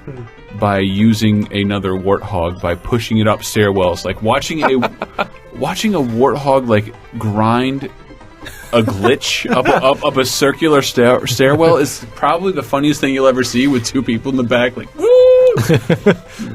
Those are up there. Yeah, that's easy fun. I think for me, I remember the Street Fighter 4, the original Street Fighter 4 launch party, and that was special to me, not only because the fire marshal totally got called and 5,000 people were there, and we were all actually like a little afraid that there might be some sort of riot or something, which was awesome, but for me it was really gratifying just because it was a new, fighting games were sort of out of it for a long time, and just to see that kind of reception and heat from everybody really meant something to me. But every year it's EVO for me, every year, one after another. It's just nuts. It's exactly what you guys are discussing. Like, just where's it this year? Bros, Vegas again. Caesar's Palace, I imagine. Rio this year, back at the World Series of Poker Stomping Grounds. So. I'm making a pitch to the marketing team to find a way to send me there. I'm just going to go. I will write you a letter. We actually have to do that. Actually, we had to do that for years, and they still do it. They have to write letters of invitation to players from weird countries who require some sort of official to get a visa. So like guys from Pakistan and all over the place, like they have to write letters like saying please let them in. Can we get some kind of priority for a greedy corporation? Yes, like maybe. Yes, we're not going to play. I want to give something away. Says there. you. I think it would be really cool. You could totally do it. The people are hungry. I just want to see it again. There's an amazing energy. It's just the same thing. It's like exactly like the video game parties you guys are talking about with your friends doing stupid stuff, but it's like that on a scale. I mean, I'm glued to the stream for 72 hours practically, because even when the streams of the main matches are over, it's like money matches from like midnight to 5 a.m. or whatever. And that's exactly what it is. The party's just going all the time. Like it's always something stupid. Like when we went to NorCal Regionals this year or whatever, that was so fun. Just seeing a Vega player in a tournament like win match after match. Yeah. And he taunted a guy. And I was yeah. Sounds like you're talking about Top So goofy. Yeah, that was him. Battery's running dead. Hey guys, it's Ampetent. I'm calling to see if Seth's there, and I'm just wondering, if you'll answer a few questions for me. First of all, Seth, what is your saltiest fighting game moment? Oh, that's a good question. Saltiest. Cursiest or I don't get too mad. I mean, part of it's not getting too personal, but there was one. I gotta say, I got mad. It was a Evo East tournament, and I was playing against a guy I'd known for a long time. He's actually a nice guy, a tough competitor, Dave Spence. He's a Dalsim player from Canada, and he was. I don't believe any of that. He's an optician, actually. So wow, he works in like a lens crafters or something. But, wow. Yeah. Anyway, he's a good guy and always a strong competitor, tough competition. So I'd been playing at a bunch of the tournaments, and this was to qualify at the main Evo. And I'd already qualified. I'd won one of the earlier events, so I was qualified. So he was angry with me that I was playing in the tournament at all. And I was just like, well, it's a tournament. I'm playing. I don't need the qualification spot, but I enjoy playing in Street Fighter tournaments, so I'm going to play. And what had happened is I'd borrowed a stick from somebody to play in that match. And it was not a stick I'd played on before. And what it turned out is so I'd put the stick on a chair in front of me, but it turned out the stick had its start and select buttons on the face, like you'll see on the tournament sticks of today. But that was not common practice at the time. So I had it up against the back of a chair. So when the match started, I was pushing start and select. So I'd pause the match with 99 seconds on the clock. And... so I was like, oh, what's going on? We figured it out. I was like, oh, yeah, this is pushed up against the back, so we'll just start it over. But technically pausing the match is a disqualification. Mm-hmm. And he was like, oh, you're disqualified. And I was like, oh, yeah, haha. Let's just... And he's like, no, I'm serious, you're disqualified. Wow. What the fuck? And I was like, really? Really? And so I lost that first game. Jesus! And what a dick! I pounded him senseless the next two games. And defeated him in the tournament and rolled on to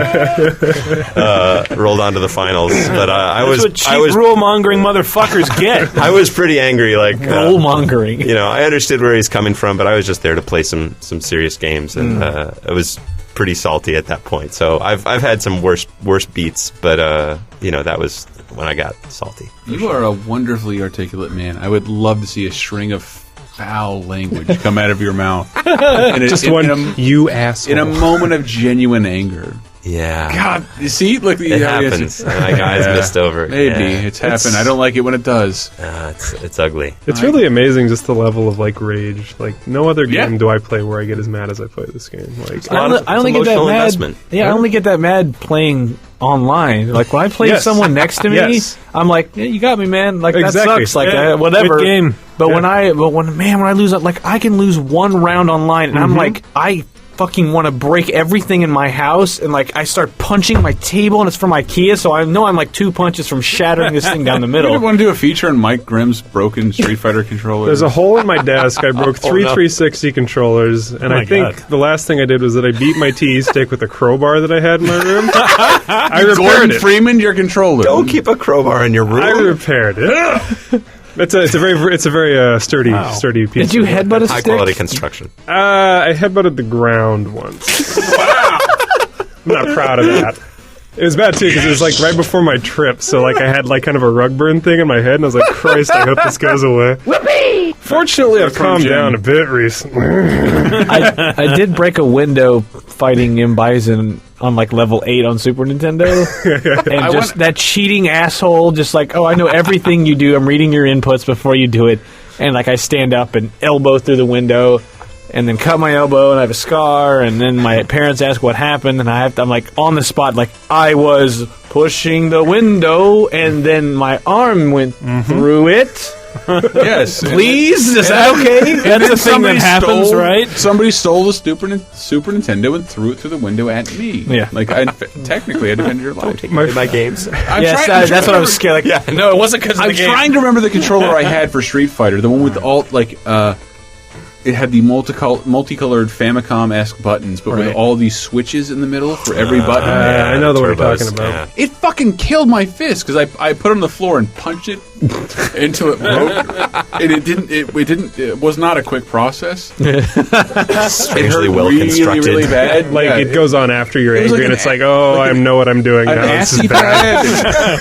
But I have to keep going anyway because now I'm committed. There's no one watching but me, but I'll know. It's like, there's nothing you can do now to make me less crazy. Just go can't with beat the computer, can't beat the controller. Like Adam Sandler and Jennifer Aniston, just go with it in theaters now. We have a new sponsor. Sponsored by Marvel. Hold on, this guy had more. This guy had more questions. Oh no! Second, what is your best/worst comeback? That's kind of cool. Best/worst comeback. I don't know. I played Honda in tournaments for a long time, and that guy's a comeback king. So he sucks a lot of stuff trying to get inside and getting close. But oh man, I'm trying to remember who the player. Well, maybe I don't have to name names, but there was a prominent Chun-Li player who was just dominating me, and I was literally down to my last pixel and came back. Finally pushed him into the corner. He made one bad guess. Pushed him into the corner and cheaped him to death with Ochio throws. And completely killed him, and I could see he was just... I could feel his shoulders slumping next to me because he knew he was done, and he was. That was pretty fun. Third, do you have any comments on the Oni and Evil Ryu incident and what's going on with the YouTube takedowns as well? Oh, and also... This is where the Capcom... I saw on Twitter Justin Wong referred to MVC3 as... Yeah. That's a multi-tiered question, apparently. It is. There's many parts of that. Yeah, we got some arcade edition Super Street Fighter 4 stuff leaked out of there. There was a code that enabled 2 new characters on the arcade version. There's an arcade version. Yes. It's only in Japan. Very scary stuff. Or Sunnyvale.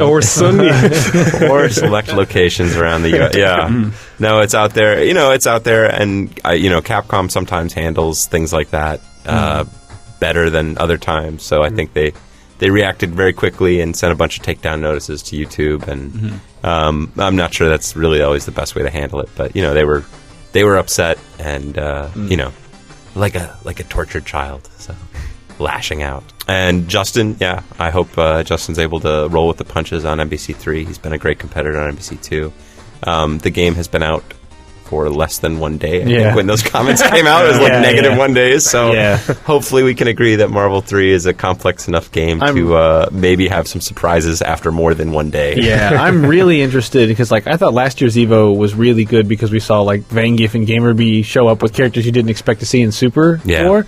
But to see a new Marvel vs. Capcom game, I think this tournament may be the most fresh and interesting because you'll probably see tons of people trying tons of stuff before it starts to filter down. And like that's 2-3 years from now, I'm sure you'll get like there's the teams that work. But like this year, I think it's going to be really cool. No, I feel like after a while, I could beat all of you guys with just Beautiful Joe characters. Like, all, like for a little bit, for like 1 week.